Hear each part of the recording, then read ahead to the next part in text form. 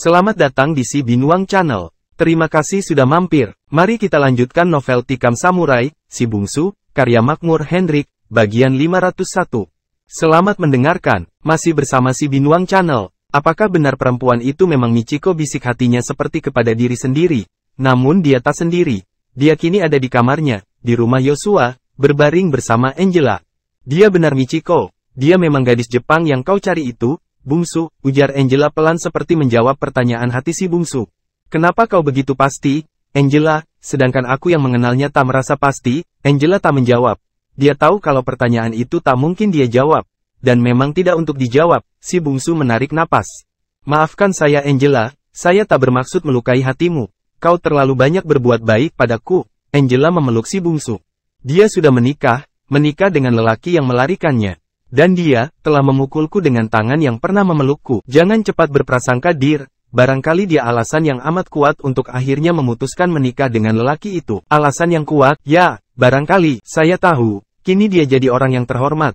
Bukankah tadi siang kau jelaskan lelaki itu pemilik industri yang kaya raya? Itu alasannya, Angel. Tak semua wanita menikah karena alasan harta, my dear. Ya, tak semua. Namun ada bukan. Jangan berprasangka, sayang. Sebaiknya kau temui dia dan dengar ceritanya. Saya sudah menemuinya dan itu cukup. Angela terdiam. Dia mengerti betapa terpukulnya lelaki yang di sampingnya ini atas peristiwa tadi. Kau ingat ceritaku kemarin malam tentang perwira Jepang yang membunuh keluargaku, Angel, yang bernama Saburo Matsuyama? Ya, ingat. Dia bunuh diri, bukan engkau yang membunuhnya, bukan? Benar, dia bunuh diri. Dan adakah aku ceritakan padamu? Dia diselamatkan oleh kemunculan anak gadisnya yang telah ku kenal sebelumnya. Ada. Tapi kau tidak ceritakan apa-apa tentang gadis itu. Si Bungsu menarik nafas, matanya menatap langit-langit rumah, dan terdengar suara pelan. Gadis yang tak kuceritakan itu, yang ayahnya telah membunuh ayah ibuku, telah memperkosa kakakku dan membunuhnya pula, kemudian membabat punggungku dengan samurainya, adalah gadis yang tadi telah memukulku. Ada beberapa saat Angela tertegun. Kini dia pula yang nyaris tidak percaya akan apa yang dia dengar. Oh, my dear, ya Tuhan, desisnya beberapa kali. Si Bungsu tertawa getir namun matanya basah. Dengarkan, sayang, kau tak berhak berprasangka buruk. Selalu padanya, kau belum mendengar kisahnya. Berilah dia kesempatan untuk menyampaikan kenapa sampai begini jadinya. Saya yakin ada sesuatu. Kau tahu dari mana, Angel? Saya juga seorang perempuan, Bungsu. Saya juga pernah jatuh hati, kecewa dan ditinggal lelaki atau meninggalkan lelaki. Tapi pasti ada penyebabnya, Dir. Sepi sesaat.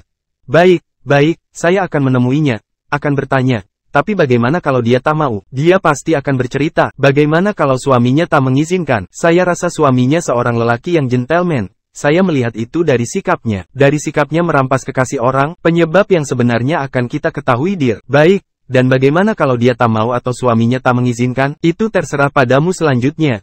Tapi sebelum itu jangan rusak hatimu dengan perasaan yang tidak-tidak. Saya tak menduga, Angel, dia telah menikah dan jadi istri orang. Kalau itu benar, apakah hanya dia perempuan yang ada di permukaan bumi ini? Ada kau bukan, Angel? Tiba-tiba Angela bangkit dan matanya menatap tajam. Dengar baik-baik orang asing, sebelumnya saya tak tahu siapa engkau. Saya akui terus terang, saya mencintaimu. Itu tak saya sembunyikan. Tapi saya bukanlah perempuan yang suka merebut laki-laki dengan menjelekkan perempuan lain.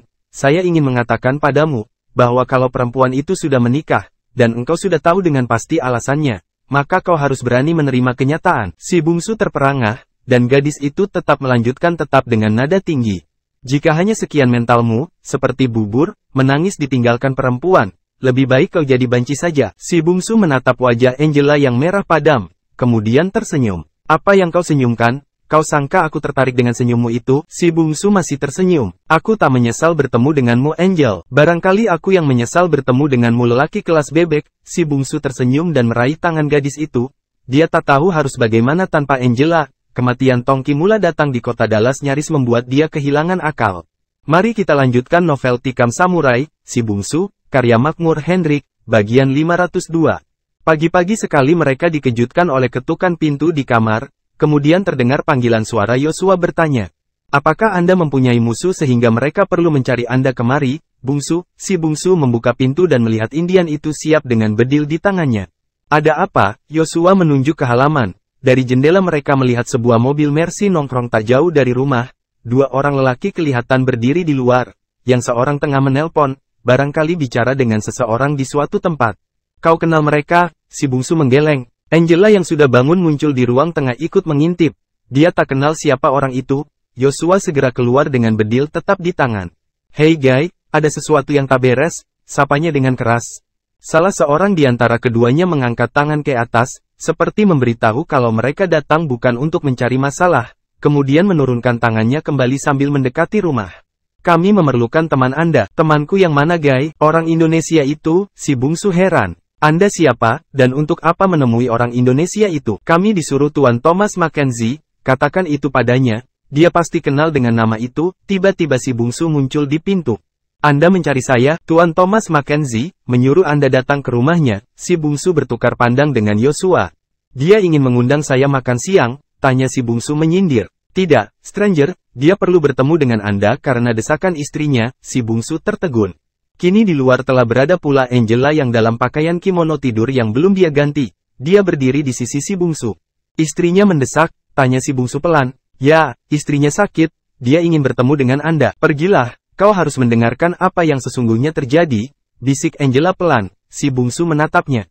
"Barangkali dia menikah karena cinta, bagimu itu sudah resiko mencintai seorang perempuan, tak semua percintaan harus diakhiri dengan pernikahan, atau sebaliknya dia membutuhkan pertolonganmu.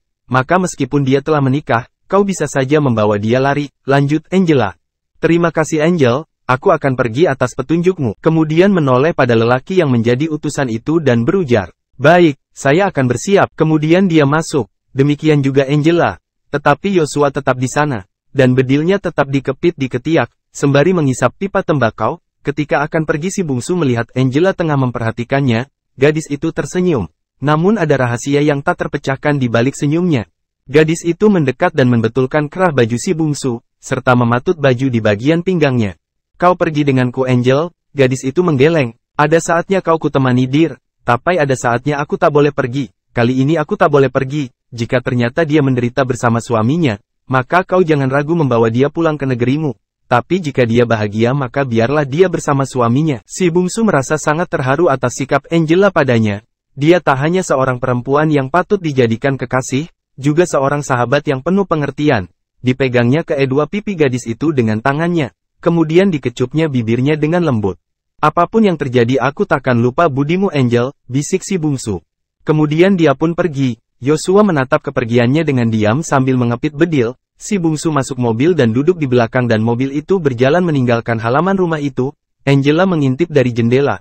Entah mengapa dia merasa akan kehilangan sesuatu, air mata membasahi pipinya. Tanpa dia sadari, Elizabeth dari tadi memperhatikannya. Perlahan dia dekati gadis itu, yang masih saja menatap keluar meski mobil yang ditumpangi si bungsu telah hilang dari pandangan. Dipegangnya bahu Angela. "Dia memang lelaki yang patut dicintai," kata Elizabeth perlahan. Angela kaget dan begitu dia dengar perkataan itu, tangisnya pun tak dapat dia bendung lagi. "Tenanglah, Angel. Dia akan kembali." "Tidak. Dia tak pernah mencintaiku." "Dia mencintaimu, aku tahu lewat tatapan matanya." "No, Mam, dia mencintai gadis Jepang itu. Aku tahu itu, aku tahu. Aku merasakannya, walau dia berada dalam pelukanku. Barangkali dia menyangiku tapi tak mencintai. Itu tandanya dia lelaki setia, yang begitu saja mengobrol cintanya pada setiap perempuan," ujar Elizabeth perlahan. "Ya, dia lelaki yang amat setia." Kalau saja, Angela tak melanjutkan. Dia menangis dalam pelukan nyonya separuh baya itu. Mari kita lanjutkan novel Tikam Samurai, Si Bungsu, karya Makmur Hendrik, bagian 503. Ketika mobil yang membawa dia sampai di jalan raya, si bungsu melihat sebuah mobil mengikutinya. Dia mengenali mobil itu adalah mobil elang merah. Dia yakin, di dalamnya tidak hanya elang merah, tetapi juga pipa panjang. Diam-diam dia amat berterima kasih pada Joshua. Indian itu amat memperhatikan keselamatannya. Ketika diputuskan si bungsu akan pergi sendirian ke rumah Mackenzie, dia memberi isyarat pada keponakan dan adiknya yang ada dalam rumah. Kedua orang tua itu segera arif isyarat itu. Mereka harus mengikuti dan mengawasi si bungsu. Diam-diam mereka menaiki mobil yang diparkir di belakang di rumah, kemudian mengambil jalan pintas di belakang yang amat sulit karena memang tidak ada jalan. Yang ada hanya dataran di antara hutan belukar. Namun mereka telah sering ke sana. Mereka menanti di jalan raya. Begitu melihat mobil yang ditumpangi si bungsu lewat, lalu mereka mengikuti dalam jarak yang tidak mencurigakan. Dalam mobil itu si bungsu memikirkan apa yang akan diucapkan nanti pada Michiko. Tapi dia juga teringat pertemuan dan perkelahiannya dengan Thomas Mackenzie, kapten penerbang yang membawa lari Michiko itu. teringat pada kata-kata pedas tentang negerinya yang dikatakan, tidak beradab, ucapan itulah yang membuat dia menghantam lelaki itu. Berani-beraninya dia menghina tumpah darahnya sebagai negeri tak beradab, negeri biadab, padahal berapa banyak darah para pahlawan telah dikorbankan untuk membebaskan negeri itu dari penjajah. Kehormatannya sebagai anak bangsa benar-benar tersinggung atas ucapan itu. Apakah dia pikir sikapnya menjual atau memberi senjata pada PRRI, atau barangkali pada para pemberontak di Afrika cukup terhormat? Kalau dalam pertemuan nanti, lelaki itu masih saja menghina negerinya, bangsanya, maka dia sudah bertekad menghajar habis-habisan. Apa yang harus dia takuti? Dia sendiri di negeri orang, lebih baik mati terhormat daripada hidup dihina orang. Rumah itu ternyata cukup jauh letaknya dari pusat kota, terletak di daerah paling selatan dari wilayah country, perkarangannya amat luas. Demikian luasnya sehingga dari jalan, rumah itu kelihatan hanya sebagai titik putih. Rumah itu sendiri alangkah besarnya dan mewah. Ketika turun dari mobil dia merasa sunyi yang mencekam.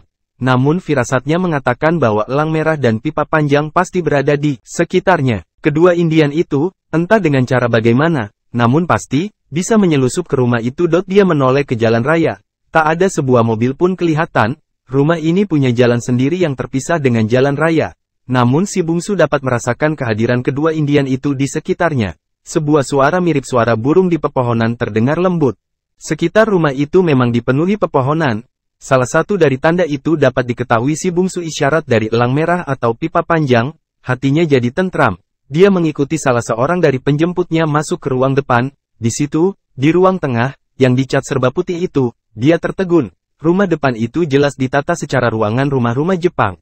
Dia segera teringat Michiko. Ya, ini pastilah yang menata ruangan itu adalah Michiko. Ya, Michiko menghendaki ruangan itu diatur begini. Tiba-tiba saja sebuah suara terdengar. Si bungsu menoleh dari mana suara itu terdengar. Di sana berdiri Thomas Mackenzie. Lelaki itu masih memar mukanya bekas dihantam si bungsu kemarin mereka bertatapan. Sunyi. Tiba-tiba lelaki yang bekas penerbang yang gagah itu melangkah panjang ke arah si bungsu. Setiba dekat si bungsu dia mengulurkan tangan. Si bungsu tertegun sejenak. Namun amat tak sopan untuk tidak menyambut uluran tangan itu. Mereka berjabatan tangan, erat sekali, seperti dua sahabat yang lama tak bertemu. Maafkan atas peristiwa kemarin malam, saya benar-benar tak menduga, bahwa Anda memang kekasih Michiko. Saya menduga Anda hanya salah seorang yang berasal dari Vietnam atau Filipina, yang selalu membuat perkara, ujar Mackenzie ramah. Si bungsu hanya diam, belum dapat mencari kalimat apa yang harus dia ucapkan. Mari, saya bawa Anda keliling. Mackenzie membawa si bungsu berkeliling rumah 2 tingkat itu. Tak layak rasanya menyebut rumah itu sebagai rumah, lebih layak disebut sebagai istana. Ruang tengah juga dihias dengan gaya Jepang yang indah. Di sana cahaya matahari masuk lewat dinding kaca sebelah atas. Anda akan saya bawa ke sebuah ruangan di mana Anda pasti mengenalnya dengan baik, ujar Mackenzie pada tamunya yang masih saja berdiam diri. Tak lama kemudian mereka sampai di ruangan yang dimaksud oleh orang itu. Si bungsu merasa dirinya dipaku ke lantai. Di tengah ruangan itu ada kolam ikan yang indah dan bukit-bukit kecil. Di lereng perbukitan, terletak beberapa buah miniatur rumah adat Minangkabau, lengkap dengan lumbung padi dengan ukuran mini, dan di sudut lumbung, lewat sebuah sungai buatan yang selalu mengalirkan air, terdapat sebuah kincir yang senantiasa berputar. Ya, ini adalah tiruan tanah Minangkabau. Michiko memintanya. Saya telah mencari kemana-kemana, lewat seorang teman yang pernah bertugas di Indonesia, saya memperoleh foto dokumentasi tentang negeri Anda. Selanjutnya adalah urusan para tukang untuk mewujudkan foto itu ke dalam bentuk miniatur ini. Saya mengabulkan hampir semua permintaannya. Saya mencintainya, saya sangat mencintainya, itu harus Anda ingat baik-baik. Saya menunggu bertahun-tahun baru akhirnya dia menerima lamaran saya. Si bungsu menatap lelaki di depannya, Thomas Mackenzie juga menatapnya. Saya tahu, kalian saling mengasihi dan akan menikah di Bukit Tinggi. Namun sesuatu terjadi di Lembah Anai, hal itu dia ceritakan sendiri. Dia tetap mencintai Anda, hanya keadaanlah yang menyatukan kami sebagai suami istri. Saya beritahukan ini pada Anda, hanya semata-mata untuk menghindarkan salah mengerti antara Anda dengan dia. Dia gadis yang baik, tulus dan ikhlas. Dan amat setia pada Anda. Namun ada jarak yang amat jauh memisahkan kalian. Saya tidak melarikan dia ke sini seperti sangkaan Anda. Tidak, saya bukan tipe lelaki yang demikian. Dalam puluhan peperangan di puluhan negara di dunia ini, saya bisa memperoleh wanita yang bagaimanapun cantiknya. Itu hanyalah masalah biologis. Ketika seseorang menitipkan Michiko ke pesawat saya, gadis itu telah luka dalam penyerangan oleh pasukan yang saya tidak ingat lagi. Semula saya menolak, tapi keadaan sangat kritis. kami akan celaka kalau tidak segera berangkat. Tak ada kesempatan lagi menurunkan Michiko yang sudah diikatkan di sabuk heli saya. Kami mendarat di sebuah lapangan udara rahasia di Singapura. Gadis itu diobati secara darurat di sana, karena kesulitan berbagai keimigrasian. Mari kita lanjutkan novel Tikam Samurai, Si Bungsu, karya Makmur Hendrik, bagian 504. Saya akhirnya memutuskan membawa dia menyeberangi laut menuju Amerika ini, itu semua tanpa jalur resmi, seperti Anda ketahui saya bisa dengan mudah mengaturnya, maka dengan pesawat jet khusus, yang biasa kami muati dengan senjata, Michiko saya bawa kemari. Saya obati, dalam proses itu saya jatuh cinta padanya, cukup lama. Tetapi saya menemukan perempuan yang saya impikan selama ini. Sepi, tak seorang pun bicara setelah itu. Si bungsu yang duduk di depan Mackenzie, menatap ke samping, ke kolam buatan yang di atasnya berputar kincir angin mini. Tiba-tiba Mackenzie berdiri, kembali mengulurkan tangan pada si bungsu. Si bungsu bangkit, nampaknya inilah wujud dari pertemuan itu. Dia tadi minta bertemu dengan Michiko, yang disembunyikan entah di mana. Tapi dia diminta datang hanya sekedar penjelasan bagaimana mereka bisa menikah. Dia sambut uluran tangan Mackenzie, dan berniat untuk tak pernah lagi bertemu dengan Michiko. Tidak, pertemuan yang sekali itu cukuplah sudah. Namun Mackenzie berkata lain. Saya hanya memberi penjelasan pengantar, cerita lengkapnya Anda bisa dengar dari Michiko. Tuan, saya tahu Tuan amat mencintainya dan saya juga tahu dia amat mencintai Anda. Jika dia mau kembali pada Tuan, saya dengan senang hati melepaskannya. Demi Tuhan. Saya takkan memaksanya, dan saya takkan sakit hati. Kini terserah padanya. Saya telah pikirkan itu masak-masak. Dan saya telah sampaikan itu padanya. Pertemuan ini dia yang meminta. Saya akan pergi sampai sore atau malam. Saya berharap kalau kembali nanti, persoalan antara Anda dengan dia telah selesai dalam artian yang sesungguhnya. Kemudian lelaki itu melangkah pergi. Sampai detik itu sejak dia datang di rumah itu setengah jam lalu tak sebuah bunyi pun yang keluar dari mulutnya. Usahakan kata, apalagi kalimat. Bunyi saja tak sempat atau tak sanggup dia keluarkan. Mackenzie lenyap di ruang depan, lalu terdengar suara mobilnya menjauh. Dia masih tegak di sana, sepi, ada suara gericik air terjun dari sungai buatan, menerpa daun-daun kincir, memutar rodanya dan jatuh ke kolam buatan yang dipenuhi ikan berwarna-warni. Kesana dia kembali melabuhkan pandangannya, mentap airnya ke hilir, tak bisa berbalik ke hulu. Seperti suratan nasib manusia, apa yang telah terjadi, tak mungkin dihela untuk diperbaiki atau dirubah. Yang telah terjadi, terjadilah. Yang akan terjadi di masa depan, barangkali bisa direncanakan. Dia masih tegak mematung, ketika firasatnya mengatakan ada orang lain di ruangan yang membangkitkan kenangan akan kampung halamannya itu. Secara naluriah dia menoleh, dan tubuhnya seperti tak tahan menahan gigilan. Di dekat arah perbukitan di dalam taman itu, di jalan setapak dekat dinding, berdiri seorang perempuan dengan pakaian serba putih, agak pucat. Namun secara keseluruhannya, dia adalah perempuan yang amat cantik. Michiko, perempuan itu menatapnya dengan mata berkaca-kaca, kemudian melanglah seperti melayang. Bungsu-san, Michiko-san, ujar si bungsu, namun suaranya tak terdengar, hanya bergema di dalam hati. Bungsu-san, himbau Michiko yang kini telah berlari ke arahnya. Michiko, kekasihku, himbau si bungsu, namun sedesap pun suaranya tak keluar. Himbauan itu hanya bergema dalam hatinya yang luka, hatinya yang hibah. Lalu tiba-tiba Michiko telah memeluknya. Perlahan, antara ragu-ragu dan rindu yang alangkah tak tertahankannya, tangannya hampir memeluk tubuh Michiko. Namun itu tak dia lakukan. Gadis itu menangis, terisak-isak. Bungsu-san, oh, Tuhan kenapa semua ini bisa terjadi, dan gadis itu menangis.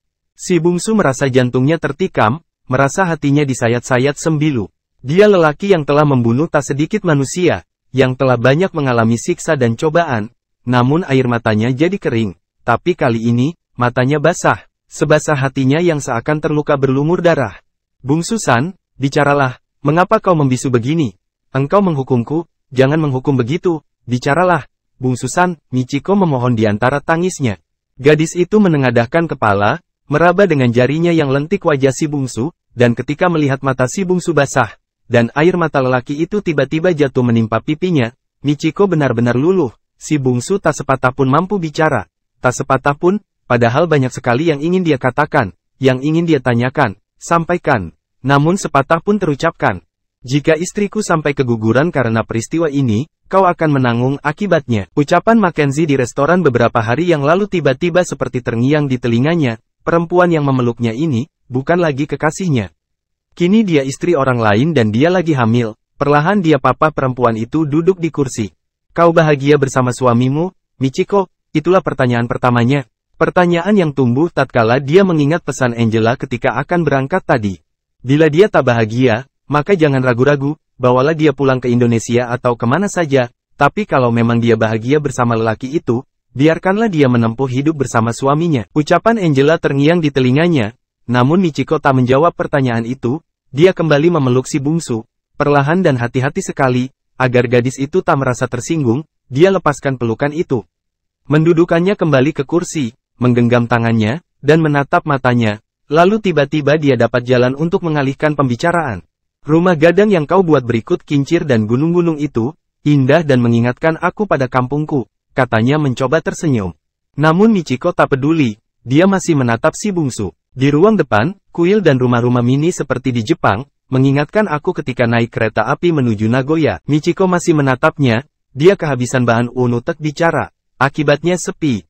Bila kau sampai di Dallas bungsu-san, si bungsu menarik nafas, lega karena akhirnya Michiko mau bicara, tidak hanya menangis dan memeluknya. Sudah cukup lama, aku datang dengan seorang teman. Dari siapa kau ketahui bahwa aku ada di kota ini? Kusangka kita tak akan pernah bertemu lagi bungsu-san, tak akan pernah lagi. Tempat ini alangkah jauhnya memisahkan kita. Itu sebabnya kau memilih menikah saja dengan Mackenzie, bukan? Tanya si bungsu, tapi di dalam hati, untung saja kalimat itu tak pernah keluar. Yang keluar adalah, saya juga menyangka takkan pernah bersua lagi, Michiko-san. Saat pencegatan di lembah Anai itu aku diselamatkan perwira PRRI yang mengenalmu, atau paling tidak mengenalmu dari cerita kawan-kawan. Mereka tahu, ada gadis Jepang mencarimu, dan aku diselamatkan karena itu bungsu-san. Michiko lalu menceritakan perjalanannya sejak dia terluka di rumah darurat di pinggang Gunung Singgalang. Ceritanya persis seperti cerita Mackenzie. Mari kita lanjutkan novel Tikam Samurai, Si Bungsu, karya Makmur Hendrik, bagian 505. Dia luka parah, komandan pasukan PRRI itu, yang kenal nama si bungsu lewat teman-temannya, segera mengambil alternatif cepat dan darurat. Pada saat penyergapan APRI atas pasukannya itu terjadi, sebuah helikopter baru saja mendarat. Helikopter itu barangkali sewaan dari sebuah perusahaan swasta yang banyak terdapat di Singapura dan Vietnam.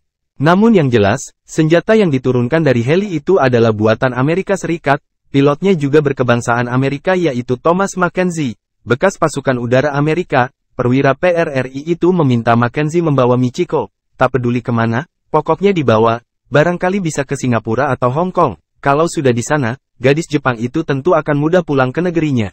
Kalau tinggal bersama mereka, dalam perang yang berkecamuk begitu, maka bahaya besar mengancam, barangkali akan mati kehabisan darah. Sebab luka di bahunya amat parah dan mereka tak mempunyai alat atau dokter. Letaklah dia selamat, maka gadis secantik dan menggiurkan seperti dia, pasti akan memancing selera buruk pasukan yang menemuinya. Barangkali dia diperkosa oleh pasukan PRRI sendiri, atau barangkali juga oleh pasukan APRI. Dalam negeri yang diamuk perang, tak ada yang mustahil untuk terjadi. Dalam perang, sebahagian orang berubah jadi serigala. Di Minangkabau sendiri contoh itu sudah terlalu banyak untuk disebut satu demi satu. Begitulah, Michiko kemudian tidak hanya dibawa ke Singapura, tetapi karena lukanya yang parah, ditambah Mackenzie memang bergegas pulang ke Dallas untuk transaksi pembelian senjata gelap yang akan dikirim ke salah satu negara bergolak di Afrika, maka gadis yang luka itu pun dia bawa terus ke Amerika. Dia bawa gadis itu di samping akan mengobatinya, juga karena tiba-tiba dia jatuh hati pada gadis Jepang yang dalam keadaan koma itu. Di Dallas, Michiko dia masukkan ke rumah paling mewah. Sembuhkan dia dengan segenap keahlianmu, jika perlu, kumpulkan dokter yang pandai di Amerika ini, obati dia sampai sembuh, jangan pikirkan soal biaya, begitu instruksi Mackenzie pada dokter kepala, yang juga sahabatnya, di rumah sakit itu. Uang bagi Mackenzie tak jadi soal, dia merupakan seorang baron, penyelundupan senjata gelap yang dikehendaki oleh siapa saja dan di mana saja. Dia telah mengirim senjata dalam jumlah jutaan pucuk, berikut bom, dinamit, dan pesawat terbang ke berbagai negara. Tak peduli negara itu tengah bergolak atau tidak, untuk membeli bedil, orang tak harus menunggu pergolakan. Irlandia misalnya, 10 tahun sebelum memulai pemberontakan terhadap Inggris, mereka telah membeli bedil, demikian juga Mauritania, Aljazair, Angola, Namibia dan Chad, negeri-negeri yang pernah jadi neraka di Afrika, sebagian besar dari senjata yang digunakan mereka beli dari Mackenzie. Begitu juga negara-negara kepulauan kecil seperti Cape Verdex yang dijajah Portugis, Kepulauan Mauritius, termasuk Indonesia, semua kebagian bedil dan peralatan perang lainnya dari senjata gelap ini. Michiko akhirnya sembuh, Dia tahu bahwa keadaannya amat kritis, dan dia juga tahu bahwa ongkos untuk penyembuhannya amatlah besar. Dia merasa berhutang budi pada orang yang membiayai pengobatannya. Mackenzie saat itu amat jarang di Dallas. Dia lebih banyak di atas pesawat terbang, memuat senjata dan menerbangkannya ke segenap penjuru dunia. Dia amat ulet dan licin bagai belut, kendati pengiriman senjata ke negeri-negeri bergolak itu didanai Amerika. Namun bila terjadi sesuatu, pemerintah Amerika akan cuci tangan, karena itu dia harus hati-hati menghadapi pasukan resmi dari negeri-negeri yang membeli senjatanya untuk memberontak. Dia bekerja di antara dua kekuasaan yang saling bertentangan, sementara dia juga harus pandai-pandai, jangan sampai bedil sudah di-drop tapi duitnya tidak dibayar pemerintah Amerika. Namun setiap dia ada di Dallas, dia terus ke rumah sakit di mana Michiko dirawat, dia menunggui dan menghiburnya. Mula-mula mereka menjadi sahabat. Keinginan Michiko satu-satunya adalah dikirim kembali ke Indonesia jika telah sembuh dan Thomas Mackenzie berjanji untuk mengirimkannya pulang. Namun, Mackenzie diam-diam jatuh hati pada Michiko. Dia benar-benar mencintai gadis itu sepenuh hati. Dia berusaha membujuknya. Dia cukup sportif, tidak mau memaksa. Sebaliknya, Michiko menceritakan terus terang padanya, bahwa dia sudah bertunangan dengan seorang pemuda Indonesia. Dikatakannya juga, kehadirannya di hutan ketika terluka dalam penyergapan APRI itu, adalah karena mereka akan ke Bukit Tinggi, di mana dia akan dilamar oleh sahabat si bungsu sebagai mewakili kerabatnya. Mackenzie bukannya menyerah mendengar itu. Sebagai lelaki yang selama ini tak pernah memperoleh apa yang dia ingini, kini pun ingin agar perempuan yang diidami itu didapatnya. Tapi kali ini dia tak ingin mendapatkan dengan kekerasan atau dengan tipuan. Jika mau, dia bisa saja membius gadis itu, atau memberinya obat terangsang. Gadis itu pasti diperolehnya. Namun Mackenzie sudah jera dengan hal-hal yang serupa itu, yang sudah ratusan kali dia lakukan pada perempuan dari berbagai negeri. Terhadap Michiko dia tak ingin melakukannya. Dia tak ingin meminum air yang telah dikotorinya.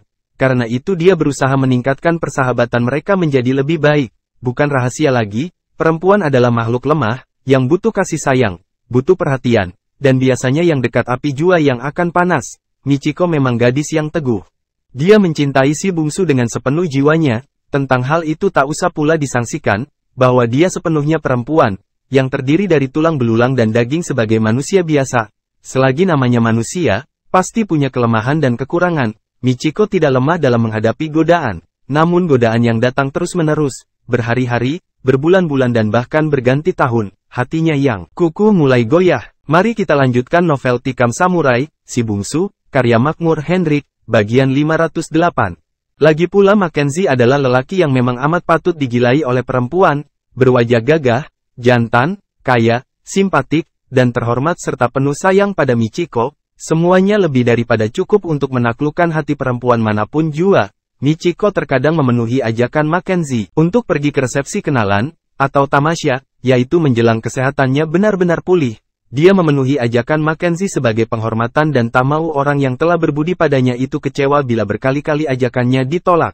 Namun, harus diakuinya terus terang bahwa beberapa kali bergetar atas sikap dan rayuan Mackenzie. Suatu malam ketika mereka berlibur untuk terakhir kalinya di air terjun Niagara, terjadilah hal yang tak diingini, disebut terakhir kali, karena Michiko telah bertekad, bahwa setelah itu dia ingin pulang ke Indonesia. Mereka berlibur selama sepekan, berkeliling dengan mobil dari wilayah paling utara dan paling atas Mount Pass, sampai ke daerah paling selatan 30 km di bawah sana yang disebut sebagai Bayswater. Puas berkeliling dengan mobil, mereka mencarter helikopter. Thomas Mackenzie menerbangkan heli itu rendah di atas permukaan air, kemudian perlahan-lahan turun mengikuti curahan air terjun dalam jarak 10 meter, tak bisa dekat dari itu, air itu berkabut saking besarnya, biang-gelala kelihatan seperti menjembatani antara air terjun yang besar dengan beberapa anaknya, air terjun yang lebih kecil. Di hari keempat mereka menaiki kapal pesiar yang membawa mereka dekat sekali ke jeram di mana air terjun itu menghujam. Michiko benar-benar terkesima dengan keindahannya. Malamnya mereka menonton teater, lalu pulang menjelang subuh. Michiko yang lelah dan mengantuk, diantarkan Mackenzie ke kamarnya. Tubuhnya dibopong oleh Mackenzie, dibaringkan perlahan di pembaringan. Ketika membaringkan di pembaringan itu, Mackenzie mengecup dengan lembut bibir Michiko. Secara naluriah, gadis itu membalasnya, antara sadar dan tidak. Ciuman yang makin lama makin memanas. Lalu, terjadilah segalanya. Michiko sendiri tertidur pulas setelah peristiwa itu. Dia baru terkejut dan seperti disambar petir. Tatkala bangun kesiangan esoknya, dia dapati dirinya tengah memeluk tubuh Mackenzie. Di bawah selimut kedua tubuh mereka tak memakai apa-apa. Dia menjerit, Jeritannya menyentakkan Mackenzie dari tidur. Gadis itu jadi histeris, Mackenzie jadi kalang kabut, sesungguhnya lah, lelaki itu menyesal. Dia benar-benar tak akan melakukannya kalau malam tadi Michiko tidak bersedia, padahal segalanya terjadi tanpa ada paksaan, tanpa ada penipuan, segalanya terjadi secara wajar dan alamiah sekali. Berhari-hari setelah itu, Mackenzie berusaha membujuk, mengatakan bahwa Michiko bisa meminum obat pemunah, kemudian akan diantarkan ke Indonesia. Namun Michiko sudah amat menyesal, dia telah merasa mengkhianati cintanya pada si bungsu. Dia akan merasa berdosa seumur hidup pada anak muda dari Gunung Sago itu kalau kelak mereka menikah. Apakah Anda benar-benar mencintaiku, Mackenzie? Tanya Michiko setelah 10 hari dari peristiwa di Niagara itu. Tentu saja Mackenzie kaget mendengarkan pertanyaan itu. Buat sesaat bekas penerbang dan maharaja penyelundup itu terpana. Katakanlah, apakah kau benar-benar mencintaiku Mackenzie? Ya Tuhan, tentang hal itu tak perlu kau tanyakan Michiko. Jawablah dengan pasti bahwa kau mencintaiku. Demi Yesus Kristus tak ada seorang perempuan selama ini yang kucintai seperti aku mencintaimu. Michiko, apakah kau mau mengambil aku sebagai satu-satunya istrimu dan berjanji akan setia padaku? Bibir Mackenzie jadi pucat. Ya Tuhan jangan tanya begitu. Michiko, saya amat mencintaimu. Tapi, saya tak mau engkau menikah denganku hanya karena penyesalan. Apa yang telah terjadi di antara kita? Barangkali sesuatu yang amat luar biasa. Tapi bisa juga sesuatu yang sangat sepele. Kau bisa meminum obat. Maaf aku tak bermaksud menghinamu. Tapi kau amat mencintai pemuda itu. Michiko menangis. Namun dia telah teguh pada pendiriannya. Dengan menggigit bibir dia bertanya lagi. Mackenzie, aku tak bisa datang padanya dengan tubuh yang sudah kuberikan padamu. Aku mencintainya. Tapi yang telah kita lakukan. Oh, kau harus berusaha agar aku juga mencintaimu. Mackenzie memeluk gadis itu. Dan terjadilah apa yang harus terjadi. Nasib manusia memang bisa dirubah menurut usaha manusia itu. Namun tak seorang pun yang mampu merubah jalannya takdir. Si bungsu dan Michiko, dua anak manusia yang berlain bangsa, dipertemakan oleh permusuhan antara keluarga, dan ditautkan hati mereka oleh darah dan pembunuhan-pembunuhan yang tak kenal peri kemanusiaan. Mereka telah menjalani hidup ini dengan segala pahit getirnya, berjanji untuk sehidup semati. Siapa sangka, yang terjadi justru yang di luar rencana dan usaha mereka. Mereka telah berkelana di bawah kolong langit ini, mencari nilai-nilai keadilan dan mencari diri mereka sendiri, berjuang untuk tetap bisa hidup. Namun Tuhan jua yang menentukan segalanya. Di bawah langit, hidup adalah laut, sejuta rahasia terpendam di dalamnya. Di bawah langit, takdir adalah gunung karang, tak seorang kuasa mengungkitnya. Di bawah langit, hidup adalah perang tanpa akhir. Mari kita lanjutkan novel Tikam Samurai, Si Bungsu, karya Makmur Hendrik, bagian 507. Michiko menceritakan semuanya, ya semua yang telah terjadi itu pada si bungsu, dia ceritakan di antara air matanya yang mengalir turun, di antara isaknya yang pecah, di antara desa air terjun buatan yang menimpa daun-daun miniatur kincir di ruang tengah rumahnya. Ada dua hal mengapa dia menikah dengan Mackenzie, pertama karena peristiwa di air terjun Niagara itu, kedua karena hutang budi. Mackenzie, menurut Michiko, telah begitu banyak berbuat untuknya dalam usaha penyembuhannya akibat tertembak saat konvoi APRI disergap di Lembah Anai. Setelah dia bercerita suasana sepi di ruangan itu, Michiko menatapnya. Si bungsu juga menatap Michiko. Kau mengerti perasaanku bungsu-san? Si bungsu mengangguk. Kau dapat mengerti betapa situasi yang menyebabkan aku menikah dengan Mackenzie? Si bungsu mengangguk. Kau tidak marah padaku, bukan? Si bungsu menggeleng. Michiko tiba-tiba memeluknya, menangis di dadanya. Jangan siksa aku dengan sikapmu yang hanya mengangguk dan menggeleng, Bungsu-san, jangan siksa aku dengan berbuat begitu, bicaralah agak sepatah, betapa bencinya kau padaku, namun bicara jualah, aku masih tetap Michikomu yang dahulu, Michiko yang kau tolong di Asakusa, tatkala akan diperkosa tentara Amerika, Michiko yang kau tolong dalam kereta api tatkala menuju Kyoto, Michiko yang masih tetap mencintaimu, bicaralah agak sepatah, lelaki yang aku cintai. Si bungsu ingin memeluk gadis itu, tapi rasa panas seperti menjalari tubuhnya, tatkala merasakan perut Michiko yang berisi terdekap ke tubuhnya, ingin dia menolakkan gadis-gadis itu, namun tak sampai hatinya, tiba-tiba si bungsu kembali dikagetkan dari lamunannya oleh ucapan Michiko. Bicaralah bungsu-san, kenapa kau diam saja? Dia tatap perempuan Jepang yang dikasihinya itu, ingin dia bicara.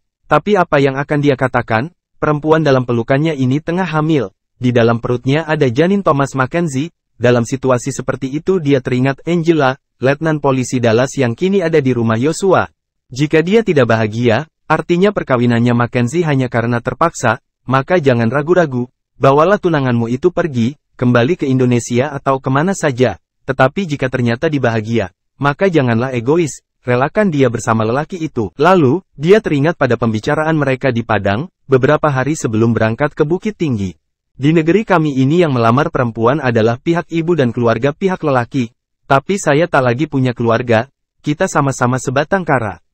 Kalau nanti kita di Bukit Tinggi, saya akan meminta Salma dan Nurdin melamar kamu, engkau tempat aku mengabar sakit dan senang, aku tempat mengabarkan sakit dan senang pula, maukah kau menjadi istriku? Michiko-san. Michiko menatapnya dan berdiri, lalu menghambur ke dalam pelukannya.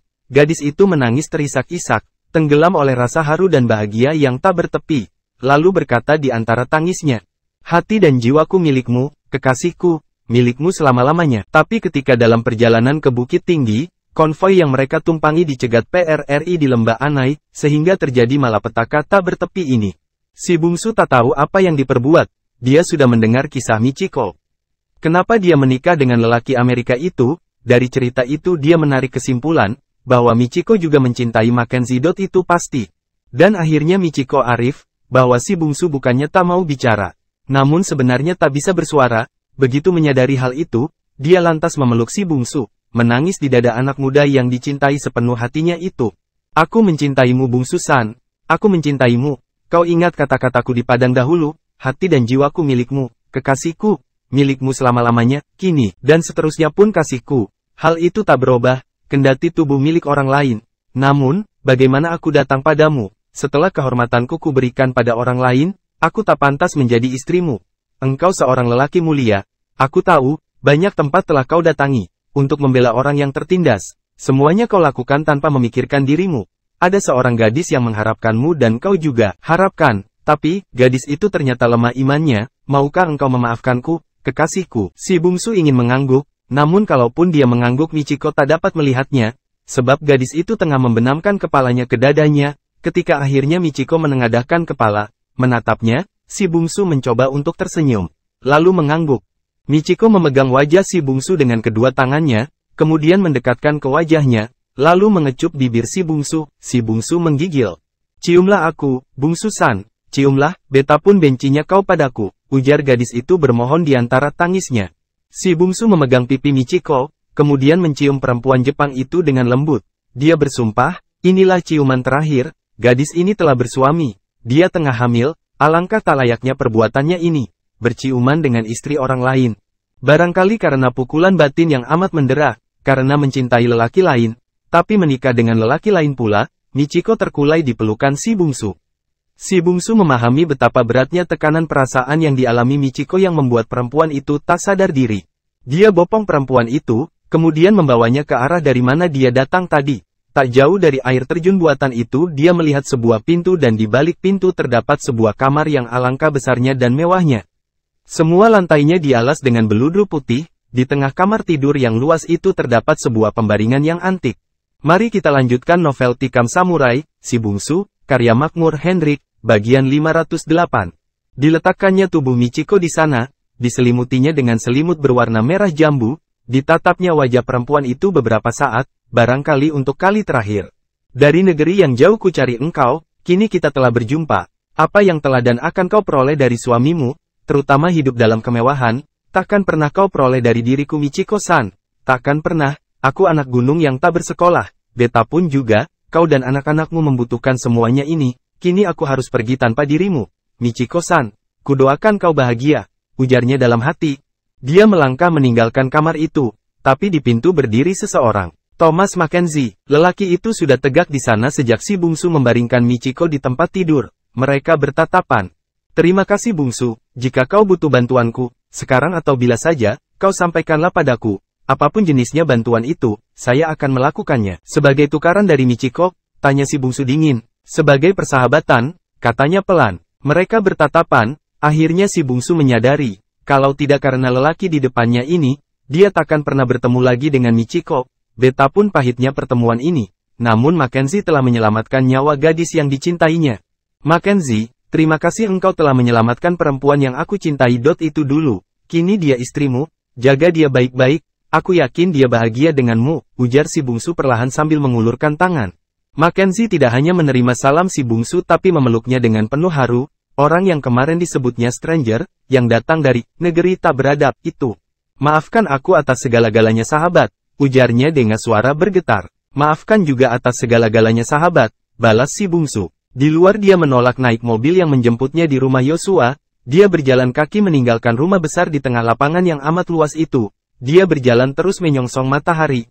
Seorang lelaki dari si 7 ladang lawe, dari kaki Gunung Sago di Minangkabau sana, terdampar sendiri di Dallas, salah satu kota Texas yang ganas. Dia tak menyadari sebuah mobil masih mengikuti kemanapun dia pergi sejak meninggalkan rumah itu tadi. Di dalamnya duduk elang merah dan pipa panjang, ponakan dan adik Yosua.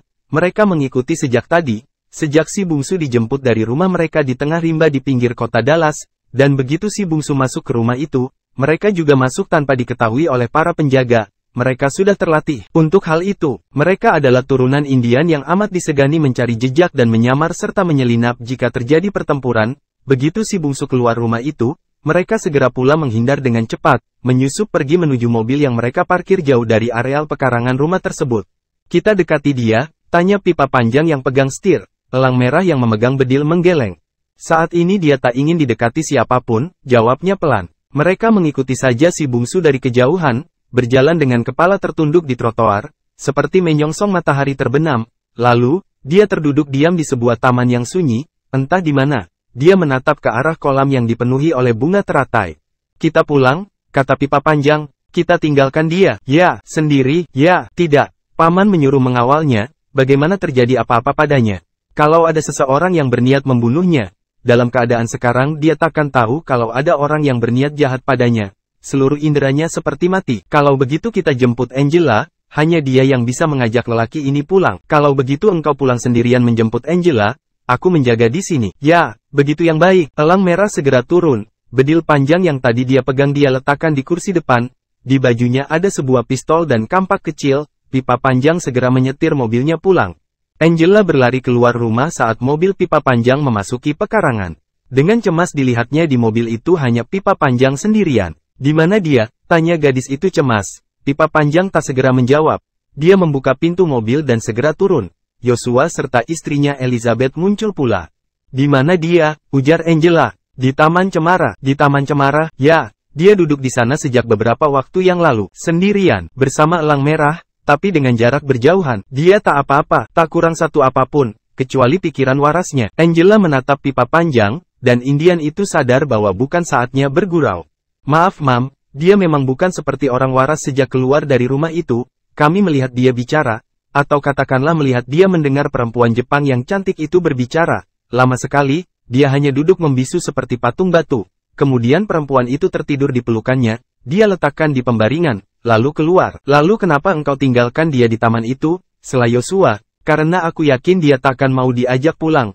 Dia menolak ketika pengawal di depan rumah itu ingin mengantarkannya dengan mobil begitu dia keluar. Dia lebih suka jalan kaki. Aku pulang ingin menjemput Senorita Angela, karena hanya dia yang bisa mengajak lelaki itu pulang. Yosua menarik napas, kemudian menatap Angela. Sementara Angela sudah bergerak memasuki mobil itu, pipa panjang menyusul dan segera melarikan mobilnya ke arah Taman Cemara. Di mana si bungsu tadi dia tinggalkan di bawah pengawasan elang merah. Mari kita lanjutkan novel Tikam Samurai, Si Bungsu, karya Makmur Hendrik, bagian 509. Matahari hampir terbenam di Taman Cemara, tadi masih banyak anak-anak yang bermain di sana, kini sudah pada pulang, dibimbing oleh para orang tua. Mereka, taman itu kembali sepi, lampu-lampu taman yang aneka warna sudah kembali menyala, membiaskan cahayanya yang indah ke dedaunan dan padang rumput sekitarnya. Selebihnya sepi, hanya ada dua manusia di sana, yang satu duduk di sebuah kursi batu, menyandarkan tubuhnya ke pohon cemara yang tumbuh dekat kursi batu itu. Sejak tadi dia diam mematung, tak tahu apakah dia tidur atau melamun. Yang seorang lagi duduk sekitar 20 meter dari yang pertama, terkadang tegak, menatap ke arah yang pertama yang tak lain daripada si bungsu, lalu berjalan mondar-mandir, mengitari si bungsu dalam radius 20 atau 30 meter, melihat kalau ada orang lain atau hal-hal yang mencurigakan di sekitar taman itu. Terkadang dia duduk di rumput di sebelah utara si bungsu, bosan duduk di sana, dia pindah ke selatan dengan memutari si bungsu dalam jarak 30 meter, lalu di sebelah selatan. Dia adalah si elang merah, ponakan Yosua, yang ditugaskan untuk menjaga si bungsu. Kesetiaan orang-orang keturunan Indian itu dalam persahabatan amatlah kentalnya. Dan di saat sepi itulah Angela sampai di taman itu. dia turun dari mobil yang dihentikan sejauh 50 meter dari tempat si bungsu. Dia tatap lelaki dari Indonesia itu, yang dari tempatnya seperti bayang-bayang samar di bawah cahaya lampu yang terang temaram. Lelaki itu menatap ke atas langit sembari menyandarkan kepalanya ke pohon. Samar-samar, si bungsu mendengar seseorang memanggilnya, kepalanya masih menengadah, namun matanya terpejam. Dia buka matanya, kemudian kembali mendengar suara memanggil namanya. Dia segera kenal suara itu, suara Angela, letnan polisi kota Dallas, gadis Amerika yang cantik, yang sangat mengasihinya. "Engkau itu Angela?" tanyanya pelan sekali seperti berbisik, namun Angela mendengarnya, dan menjawab, "Ya." Si bungsu tak bereaksi, kepalanya tetap tengadah dengan tubuh separuh bersandar ke pohon cemara di belakangnya. "Aku ingin sendiri, Angela." "Sepi." Angela tegak di sana. "Kami khawatir tentang dirimu, bungsu." "Aku ingin sendiri." "Sepi." Angela menarik nafas. "Baik, aku akan pulang, kau akan di sini sepanjang malam. Aku akan menunggumu di rumah, bungsu." "Sebaiknya kau jangan pergi Angela." "Tapi, maaf aku tak bermaksud menyuruhmu pergi," si bungsu berkata perlahan, menyesali ucapannya tadi. Perlahan Angela mendekat, Angela duduk dan menggenggam tangan si bungsu. Mencium dengan lembut jari-jari tangan lelaki itu, si bungsu memeluk bahu. "Angela, Angela, ya, aku ingin pergi dari sini. Kemanapun engkau akan pergi, maukah kau membawa aku?" "Sepi." Si bungsu seperti tak mendengar ucapan si bungsu Angela terakhir, namun gadis itu tidak merasa tersinggung. "Kita pulang," ujar Angela perlahan. "Pulang?" "Ya, aku tak punya rumah dimanapun. Kemana aku harus menyebutkan diriku pulang?" Angela merasakan kegetiran dalam ucapan anak Indonesia ini. "Kita ke rumah Yosua." "Yosua, ya, kau tak lupakan padanya bukan?" "Ya, Indian itu." "Ya, Indian itu, aku ingat, Indian yang baik hati itu." "Kita pulang ke rumahnya." "Tidak, bawalah aku dari sini, ke suatu tempat di mana aku tidak mengingat masa laluku." Angela jadi luluh, diraihnya wajah si bungsu dengan kedua tangannya, diciumnya wajah anak muda itu dengan lembut.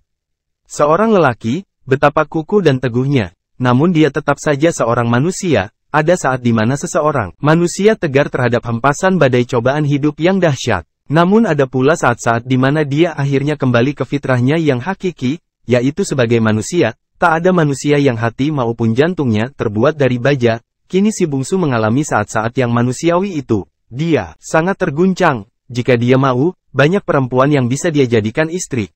Namun khusus tentang Michiko, kekasih yang ternyata kawin dengan lelaki dari Texas itu, benar-benar meluluhkan hatinya. Mereka berkenalan dengan jalan yang amat pelik, jatuh cinta juga dengan cara yang ruwet, masing-masing pada mulanya memendam dendam turunan yang berlumuran darah. Angela membawa si bungsu pergi dari taman itu, dengan mobil yang dikendarai oleh pipa panjang, mereka menuju ke kota. Di depan sederet flat Angela menyuruh pipa panjang menghentikan mobil, lewat kaca dia memperhatikan keadaan jalan raya di depannya. Memperhatikan situasi di sekitar tempat mereka berhenti, mereka harus hati-hati. Permusuhan mereka dengan Ku Klux Klan pasti belum dianggap selesai oleh organisasi tersebut. Dia turun sendirian, meninggalkan si bungsu di mobil. Pipa panjang yang menyimpan pistol di balik bajunya, tak mau membiarkan gadis itu sendiri. Mari kita lanjutkan novel Tikam Samurai, Si Bungsu, karya Makmur Hendrik, bagian 510. Dia ikut turun. Dalam jarak yang tak mencurigakan dia tetap mengikuti dan mengawasi gadis itu masuk ke bagian bawah flat tersebut, sebuah gedung tua namun terawat dengan baik, bicara beberapa saat dengan petugas di bawah, kemudian dia kembali ke mobil. "Kita turun dan mengindi sini," katanya pada si bungsu. Si bungsu turun dan mengikuti Angela, di pintu dia bertemu pipa panjang yang tetap mengawasi mereka. "Pulanglah, sampaikan pada Yosua dan Elizabeth, bahwa kami menginap di sini, sampaikan terima kasih kami," kata Angela. Pipa panjang mengangguk, dia menyuruh elang merah untuk kembali ke rumah, memberitahu Yosua. "Saya akan tetap di sini, menjaga mereka," ujar pipa panjang. Elang merah mengangguk dan menjalankan mobilnya. Angela si bungsu ke tingkat 4, memasuki sebuah kamar yang bersih menghadap ke jalan raya yang tadi mereka lewati. Angela membuka kain-kain jendela, dan dari bangunan bertingkat di seberang kanan apartemen itu membias cahaya lampu. Kemudian Angela membuka buku telepon, lalu memesan makan malam, dari restoran yang terletak 2 blok dari apartemen mereka, tapi pemilik restoran itu ternyata tak punya petugas mengantarkan pesanan tersebut. Angela terpaksa harus menjemputnya sendiri. Dilihatnya si bungsu tegak dekat jendela menatap keluar. "Saya akan pergi mengambil makanan, ke restoran yang hanya 2 blok dari sini," katanya. Si bungsu menoleh, kemudian mengangguk. Angela keluar dari kamar tersebut. Dan terkejut mendapatkan pipa panjang berdiri sekitar 2 bilik dari kamar mereka. "Pipa panjang, ya," Mam, Anda tak pulang? Elang merah yang pulang, Mam. Angela jadi terharu atas kesetiaan orang-orang Indian ini, setia kawan yang luar biasa. Padahal mereka, dia dan si bungsu serta orang-orang Indian ini, merupakan tiga puak suku yang berbeda dan tak punya kaitan apa-apa. Tapi lihatlah rasa setia kawan yang mereka tunjukkan, sesuatu yang mungkin tak tersua dari orang-orang kulit putih. Saya akan mengambil makan malam dari restoran yang berada 2 blok dari sini, dapatkah Anda menggantikan saya ke sana? Tentu, Mam, tentu. Dengan senang hati saya akan membantu apa saja yang Anda atau bungsu kehendaki. Terima kasih, Anda bisa memesan sekalian makan malam untuk Anda. Angela menyerahkan uang kepada pipa panjang, Indian itu segera turun. Namun separuh jalan dia berhenti, menoleh pada Angela. Mam, saya yakin Anda tahu mengapa saya ada di sini. Orang-orang dari Ku Klux Klan itu takkan berdiam diri. Saya tahu, pipa panjang. Saya yakin Anda akan waspada, Mam. Tentu, pipa panjang. Dan pipa panjang pun segera turun. Berjalan ke blok di mana restoran seperti disebutkan, Angela berada. Angela sendiri segera memesan sebuah kamar yang terdapat di seberang kamar mereka untuk pipa panjang. Tak lama kemudian pipa panjang datang membawa makanan. Lalu mereka makan bersama di kamar itu. Ketika Indian itu akan keluar, Angela mengatakan kalau dia telah memesan kamar di seberang untuknya. Pipa panjang pertama keberatan. Namun setelah didesak akhirnya dia menerima. Dia lalu pergi ke kamar sebelah. Si bungsu kembali dilihat Angela menghadap jendela, menatap keluar, ke malam yang gelap. Di dekatnya lelaki itu, memeluknya dari belakang, dan menyandarkan kepalanya ke bahu si bungsu yang bidang. Rasanya aku kenal dengan gedung di depan sana, kata si bungsu perlahan. Lewat bahu si bungsu, Angela melihat gedung yang berada di depan gedung yang mereka tempati. Itu adalah gedung tua, yang lantai 2 dan 3-nya dipakai untuk pustaka. Ya, saya ingat sekarang, pustaka, saya sudah pernah ke sana, membaca beberapa buku tentang organisasi Ku Klux Klan, kata si bungsu. Ya, itu adalah satu dari beberapa pustaka yang ada di kota ini. Pustaka itu sudah akan ditutup, akan dipindahkan ke tempat yang baru. Angela, ya, saya ingin ke suatu tempat, misalnya menonton film, atau ke teater, atau apa saja. Malam ini, ya, apakah ada? Dallas menyediakan segalanya waktu malam. Siang kota ini adalah kota pegawai dan pedagang, tapi malam adalah kota seluruh penduduk. Baik, saya akan bersiap, ujar Angela melepaskan pelukannya dari tubuh si bungsu. Kemudian ke kamar mandi, ketika dia selesai bersisir dan sekedar berbedak tipis serta melekatkan gincu bibir dia lihat si bungsu masih tegak di depan jendela. Dia berjalan mendekati lelaki itu dan memeluknya kembali dari belakang sambil berbisik. Oke, kita pergi kini, kemana? Bukankah kau ingin menonton film, teater atau hiburan lainnya? Si bungsu tak menjawab. Sepi, kita pergi, tanya Angela. Tidak, saya mengantuk. Angela tersenyum, dia memahami perubahan-perubahan sikap lelaki itu. Dia membalikkan tubuh si bungsu, mereka saling tatap.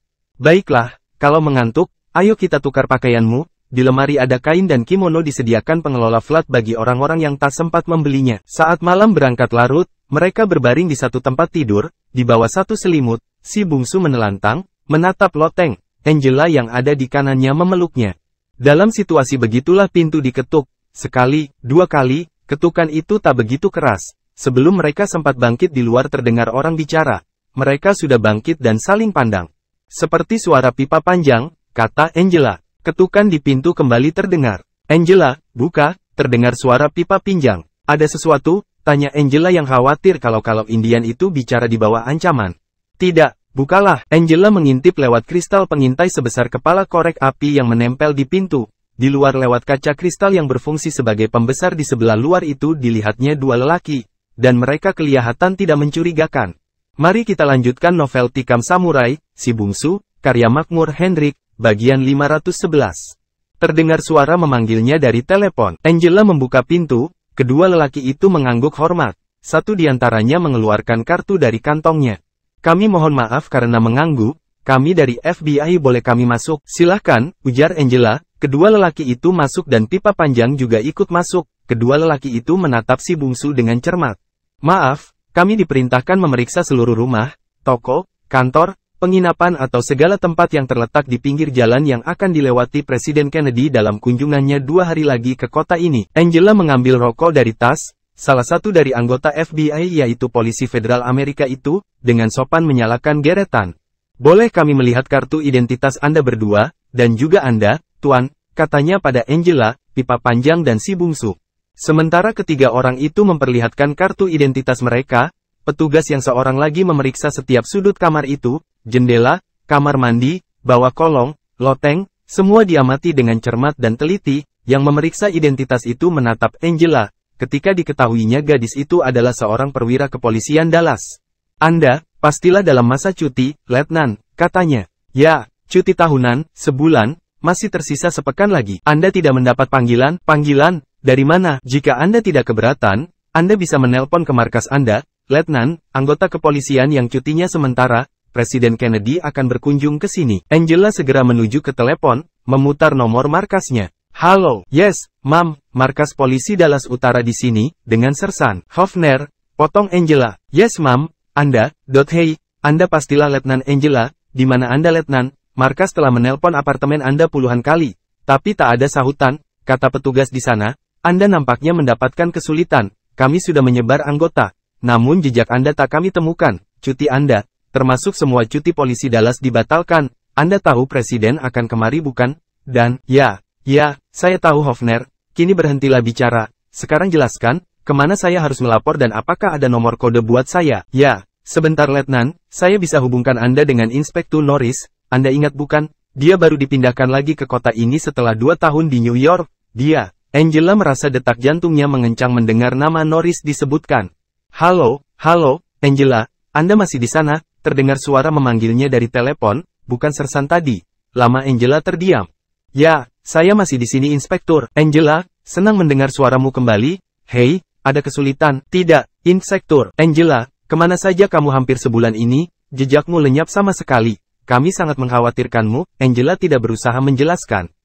Dia diam. Angela, kamu masih di sana? Ya, Inspektur. Baiklah, barangkali suasananya kurang memungkinkan untuk bicara panjang lebar lewat telepon. Saya akan jemput engkau sekarang. Di mana engkau kini? Tidak, saya tak perlu dijemput. Saya ingin tahu kemana saya harus melaporkan diri, wilayah tugas dan nomor kode saya. Baiklah, Inspektur itu segera memberikan arahan dan rincian yang diminta Angela. Setelah rincian itu dia terima kemudian meletakkan telepon.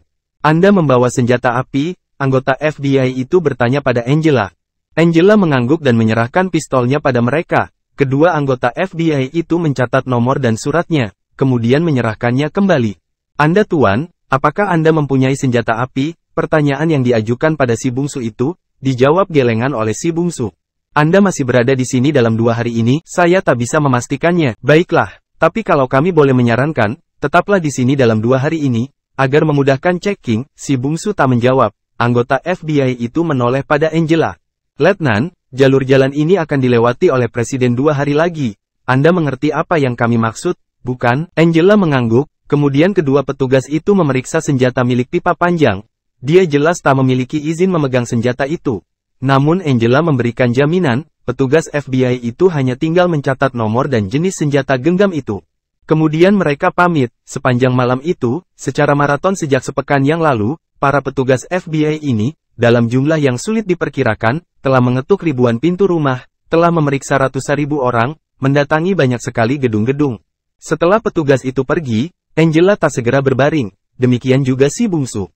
Angela duduk di kursi, mengisap rokok dan dia tampak gelisah. Si bungsu melihat hal itu.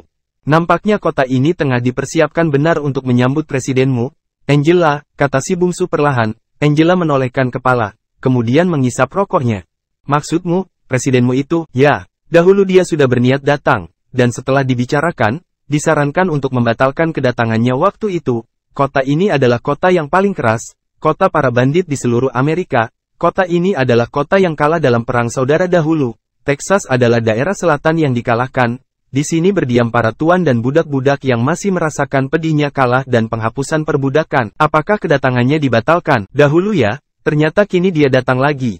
Dan seluruh aparat keamanan harus memeras keringat mengawasi para pembunuh di sepanjang jalan, di persimpangan, di pohon, di kamar-kamar gedung yang tersembunyi. Siapa yang bisa mengawasi jutaan manusia di kota ini? Tak ada cara yang efektif. Bahkan kalaupun dia datang dengan berbaju besi sekalipun, kemungkinan untuk terbunuh tetap saja ada. Jika itu terjadi, polisi Dallas akan dicatat dalam lembaran hitam sejarah. Kenapa tak suruh batalkan lagi? Seingat saya, kepala polisi Dallas telah menyarankan untuk membatalkan atau menunda kedatangan itu. Lalu kenapa kini dia datang juga? Ini barangkali soal prestise. Prestise? Ya. Wali kota Dallas dan gubernur negara bagian Texas pastilah tak mau malu muka, menolak kunjungan presiden sampai 2 kali. mereka pastilah menjamin bahwa mereka bisa mengamankan kunjungan ini. Mari kita lanjutkan novel Tikam Samurai, Si Bungsu, karya Makmur Hendrik, bagian 512. Kalau aparat keamanan tak menyanggupi keamanan, apakah wali kota dan gubernur masih ngotot? Kemungkinan FBI atau CIA juga menyatakan aman, hingga kunjungan ini dilanjutkan. FBI, CIA, apa itu? Kalau kau mau membacanya dalam buku-buku, kau akan menemukan dua kata itu banyak sekali di pustaka di seberang sana, seperti dulu kau membaca tentang Ku Klux Klan, namun sebagai garis besarnya dapat kujelaskan, bahwa FBI adalah satuan intelijen dalam negeri Amerika. Sementara CIA adalah pasukan atau badan intelijen Amerika untuk masalah-masalah luar negeri. Kalau begitu, di mana kedudukan polisi Dallas seperti kamu? Apakah di bawah FBI? Tidak. Di Amerika, di tiap negara bagian ada polisi tersendiri yang menangani kasus-kasus lokal. Pakaian seragamnya juga berbeda di tiap negara bagian yang lain. Tapi polisi Dallas atau Texas tak bisa memburu penjahat sampai ke New York atau negara bagian lainnya. Jika terjadi kejahatan sampai antar negara bagian, maka wewenangnya jatuh ke FBI untuk menanganinya. Jika kejahatannya antar negara, maka CIA lah yang menanganinya. Itulah secara garis besar tugas dan wewenang polisi, FBI dan CIA. Si bungsu membaringkan tubuhnya di tempat tidur, matanya menatap loteng, namun sesekali mencuri pandang pada Angela yang masih saja duduk dengan gelisah. Dia punya firasat, kegelisahan gadis itu erat kaitannya dengan inspektur yang tadi berbicara dengannya di telepon. Kalau dia tak salah dengar, inspektur itu bernama Norris, seperti ada benang yang mengikat kedua orang ini dahulunya. Kemudian benang itu putus dan kini, si bungsu memejamkan mata. Berusaha untuk melupakan dan tidur. Namun matanya tak mau dipejamkan, pikirannya menerawang dan pindah dari satu peristiwa ke peristiwa lainnya. Kennedy atau siapapun presiden akan datang ke Dallas ini bukanlah urusannya. Lalu dia teringat Michiko. Sedang mengapa dia kini, perempuan itu tengah hamil. Dia teringat kemewahan yang diberikan Mackenzie kepada Michiko, yang mungkin tak didapat gadis itu darinya. Sekolahnya hanya tamat sekolah rakyat, kini dia berada di Dallas. Alangkah banyaknya keajaiban yang terjadi di permukaan bumi ini. Kalau dulu Jepang tak menjajah, negerinya akan terus-menerus dijajah Belanda. Kalau Jepang tak datang, ayah, ibu dan kakaknya pasti masih hidup. Mereka tentu hidup tentram di kampung, bersawah, berladang atau manggaleh. Kakaknya tentu menikah dengan syarif yang pedagang itu, atau dengan muslim, guru mengaji di kampung mereka dulu. Kalau Jepang tak datang, tidak terjadi huru-hara yang membunuh seluruh keluarganya. Telah jadi apakah dia, dengan hanya ijazah sekolah rakyat dan kemahiran berjudi, apakah dia jadi orang kaya atau meringkuk dalam penjara? Lamunannya terputus, ketika dia rasakan seseorang berbaring di sisinya. Dia pura-pura memejamkan mata, bau harum dari tubuh Angela yang kini tengah membentang selimut menyelusup ke hidungnya. Gadis itu menutupkan selimut ke tubuh mereka berdua, kemudian rasakan gadis itu memeluknya dengan lembut. Engkau belum tidur bukan? Bisik gadis itu. Si bungsu membuka mata, kembali menatap ke loteng. Angela melihatnya, kemudian memejamkan mata, mengangkat kepala dan merebahkannya di dada si bungsu. Tangannya memain-mainkan ujung kimono di bahagian leher si bungsu. Engkau gelisah Angela? Gadis itu tak menyahut. Engkau gelisah bukan karena kedatangan presidenmu itu bukan? Angela masih diam.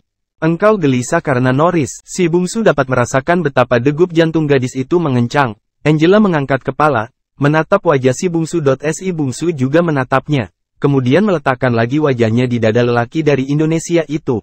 Bungsu, ya, jauhkah Indonesia itu? Jauh. Di sana, tentu engkau punya sanak famili bukan? Tak seorang pun. Masa? Ya, semua sudah punah. Kalau begitu, engkau masih kenal orang-orang sekampung? Juga tidak. Aku adalah lelaki yang terbuang dari kampungku. Masa? Ya, dulu aku adalah seorang anak lelaki yang senang berjudi. Kau sudah lihat bagaimana aku main roulette beberapa waktu yang lalu bukan? Kemahiran itu aku bawa dari kecil. Di kampungku, anak sebaya masa waktu itu, haruslah pandai mengaji, bersilat dan patuh pada orang tua. Kesemua keharusan itu tak satu pun yang aku miliki. Aku tak pandai mengaji, karena malas ke surau untuk belajar. Aku bisa sembahyang tapi, malas melakukannya. Karena saat itu tak melihat manfaatnya. Aku juga tak patuh pada orang tuaku, karena aku memang dilahirkan sebagai anak pendurhaka. Dan sebab itulah aku dibenci orang kampungku. Tak ada niatmu untuk pulang? Ah, soal pulang, siapapun tentu suatu saat ingin kembali ke tanah tumpahnya. Setinggi-tinggi bangau terbang, suratnya ke Kubang jua. Apa artinya itu? Sejauh-jauh orang merantau, pastilah suatu saat pulang ke asalnya. Bagaimana, kalau dia mati di rantau? Dimanapun dia mati, dia pasti ke kampung asalnya. Bukankah kampung semua kita ada dua? Di dunia adalah kampung di mana ayah dan ibu kita berasal. Kampung asal kita sendiri adalah akhirat. Tempat itu adalah kampung semua umat yang ada di dunia ini adalah perantau, yang suatu saat harus kembali ke kampung asal. Tentang kampungku, tentu aku ingin pulang. Kalaupun aku tak bisa pulang ke situ ladang laweh, karena di sana tak seorang pun mau menerimaku. Maka aku bisa tinggal di Payakumbuh, atau bisa di Bukit Tinggi, di Jakarta, bisa di mana saja karena Indonesia itu sangat luas dan negara itu adalah kampungku. Sepi siat. Angela masih meletakkan kepalanya di dada si bungsu. Indonesia, apakah jauh dari Jepang? Apakah kalian tak pernah menemukan negeriku itu di pelajaran sekolah? Tidak, maaf. Mungkin negerimu terlalu kecil bungsu. Kecil dan mungkin tak terlalu penting. Sehingga guru-guru kami merasa tak perlu untuk memberikan pelajaran di sekolah. Kami hanya mengenal Jepang dan Filipina di kawasan Laut Pasifik, Jepang, karena telah membom Pearl Harbor. Negeriku tak jauh dari Jepang, hanya berbatas dengan laut kecil dengan Filipina. Juga dijajah Jepang selama 3 tahunan, bersama-sama Filipina. Sepi, malam makin larut, dan dalam keadaan demikian, kepala Angela di dada si bungsu dan tangan si bungsu memeluk Angela. Kedua mereka tertidur karena lelah, di kamar yang terletak di depan kamar mereka, pipa panjang berbaring di tempat tidurnya, matanya terpejam. Namun pendengarannya dia pasang baik-baik, setiap yang bergerak di luar kamarnya dia ikuti dengan seksama. Mari kita lanjutkan novel Tikam Samurai, Si Bungsu, karya Makmur Hendrik, bagian 513. Pagi harinya Angela tengah bersiap untuk pergi melapor ke markas, telepon terdengar berdering. Dia sesaat jadi heran. Siapa yang menelpon? Si bungsu yang kebetulan masih berbaring di tempat tidur, dan telepon justru berada di tempat di dekatnya, perlahan meraih telepon tersebut. Halo, di seberang sana terdengar suara lelaki ragu-ragu. Maaf, apakah ini Vlad? Lelaki yang menelpon itu menyebutkan nama dan alamat tempat mereka kini menginap. Kini si bungsu yang ragu. Apakah yang menelpon ini orang-orang Ku Klux Klan yang tengah mencari mereka? Keraguannya diputus oleh suara lelaki di seberang sana. Saya Norris, John Norris, perwira intelijen polisi Dallas. Maafkan kalau saya salah sambung, saya ingin menelpon. Angela, ujar si bungsu perlahan. Ya, Letnan Angela, apakah dia memang menginap di kamar ini? Ya, saya panggilkan sebentar. Si bungsu menoleh pada Angela yang memang sejak tadi tengah menatap padanya. Norris, yang menelponmu tadi malam, ujar si bungsu perlahan. Angela menatap si bungsu yang masih saja berbaring dan mengulurkan telepon padanya. Perlahan gadis itu bangkit dari tempat duduknya, mengambil telepon tersebut, dan duduk di sisi pembaringan. Si bangkit menuju kamar mandi, tak lama kemudian dia sudah berpakaian dan menuangkan kopi yang diantarkan pipa panjang ke gelas. Angela tengah menyelesaikan riasannya, si bungsu menuangkan kopi untuknya. Memasukkan 2 bungkah gula batu bersegi 4 ke dalam masing-masing gelas, kemudian mengaduknya perlahan, yang satu diantarkan pada Angela. Gadis itu menerimanya setelah memasukkan lipstik ke dalam tas tangannya. Terima kasih, kata Angela pelan, si bungsu menghirup kopinya, Angela juga. Sejak malam tadi, sejak menerima telepon itu, kau kulihat gelisah Angel. Maaf, bukan maksudku mencampuri urusanmu. Tapi, saya gembira kalau engkau juga menemukan kebahagiaan, cukup satu saja di antara kita yang tak bahagia. Bukan? Angela tak bersuara, mereka bertatapan, dan akhirnya, gadis itu memeluk si bungsu, air matanya mengalir, meski diusahakannya untuk menahan sekuat daya. Hei, kenapa kau menangis? Angela tak menjawab. Nah, jangan menangis. Kau harusnya gembira ketemu dia lagi. Tidak, dia meninggalkan saya begitu saja. Saya akhirnya memutuskan untuk bertunangan dengan pemuda lain, yang akhirnya mati dalam suatu kecelakaan. Sepi, kurasa kau harus pergi melapor ke markasmu. Angela, engkau akan tetap di sini bukan? Saya hanya sebentar. Saya akan kembali, ujar Angela sambil menatap si bungsu. Ya, saya akan tetap di sini. Saya akan menantimu. Kemana lagi saya akan pergi di kota yang asing ini? Angela memperbaiki rambutnya, kemudian mencium si bungsu ketika dia akan keluar. Dia membalik lagi, menatap pada si bungsu. Engkau akan menantiku, bukan? Si bungsu mengangguk. Angela berjalan keluar dan menutup pintu di belakangnya. Si bungsu masih tegak di sana, menatap pintu yang sudah ditutup itu. Kemudian perlahan berjalan ke arah jendela. Lewat jendela dia menatap ke arah jalan di bawah sana. Tak lama dia melihat Angela tegak di trotoar, tegak sejenak, menatap ke arah pustaka tua itu, kemudian tangannya teracung. Sebuah taksi tua kelihatan berhenti dekatnya. Dia masuk, duduk di belakang, dan taksi itu meluncur maju. Lalu lintas di depan flat yang mereka tempati itu cukup ramai. Jalan itu kelihatannya jalan satu arah, kendaraan datang dari arah kanan, yaitu dari arah pustaka itu, menuju ke kiri. Dia kembali menatap gedung tua di kanan itu, ke pustaka di mana dia pernah membaca majalah dan buku tentang Ku Klux Klan. Dia ingin ke sana. Malam tadi Angela bicara tentang FBI dan Chia, dia ingin tahu tentang kedua organisasi itu.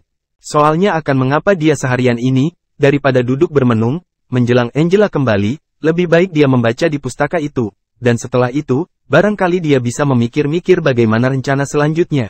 Apakah dia akan ke Indonesia, pulang? Ingatan itu tiba-tiba melintas di kepalanya. Pulang sendirian? Ya, ketika dia datang kemari berdua dengan Tongki, kini dia harus pulang sendirian. Kepalanya berdenyut mengingat kepulangan sendirian itu. Dia memutuskan akan ke pustaka. Dia segera turun dari flat berlantai 5 itu. Dia tak mau naik lift. Untuk kesehatan dia lebih senang menggunakan tangga naik turun. Di belakang dia mendengar pintu ditutup dan langkah mengikutinya. Dia menoleh, dan segera melihat elang merah di belakangnya. Nampaknya dia telah bergantian dengan pipa panjang yang berjaga tadi malam. Indian yang setia itu melangkah dengan perlahan, timbul niatnya untuk berjalan bersama anak muda itu. Dia tegak menanti. Namun Indian itu berhenti juga 4 atau 5 depa darinya.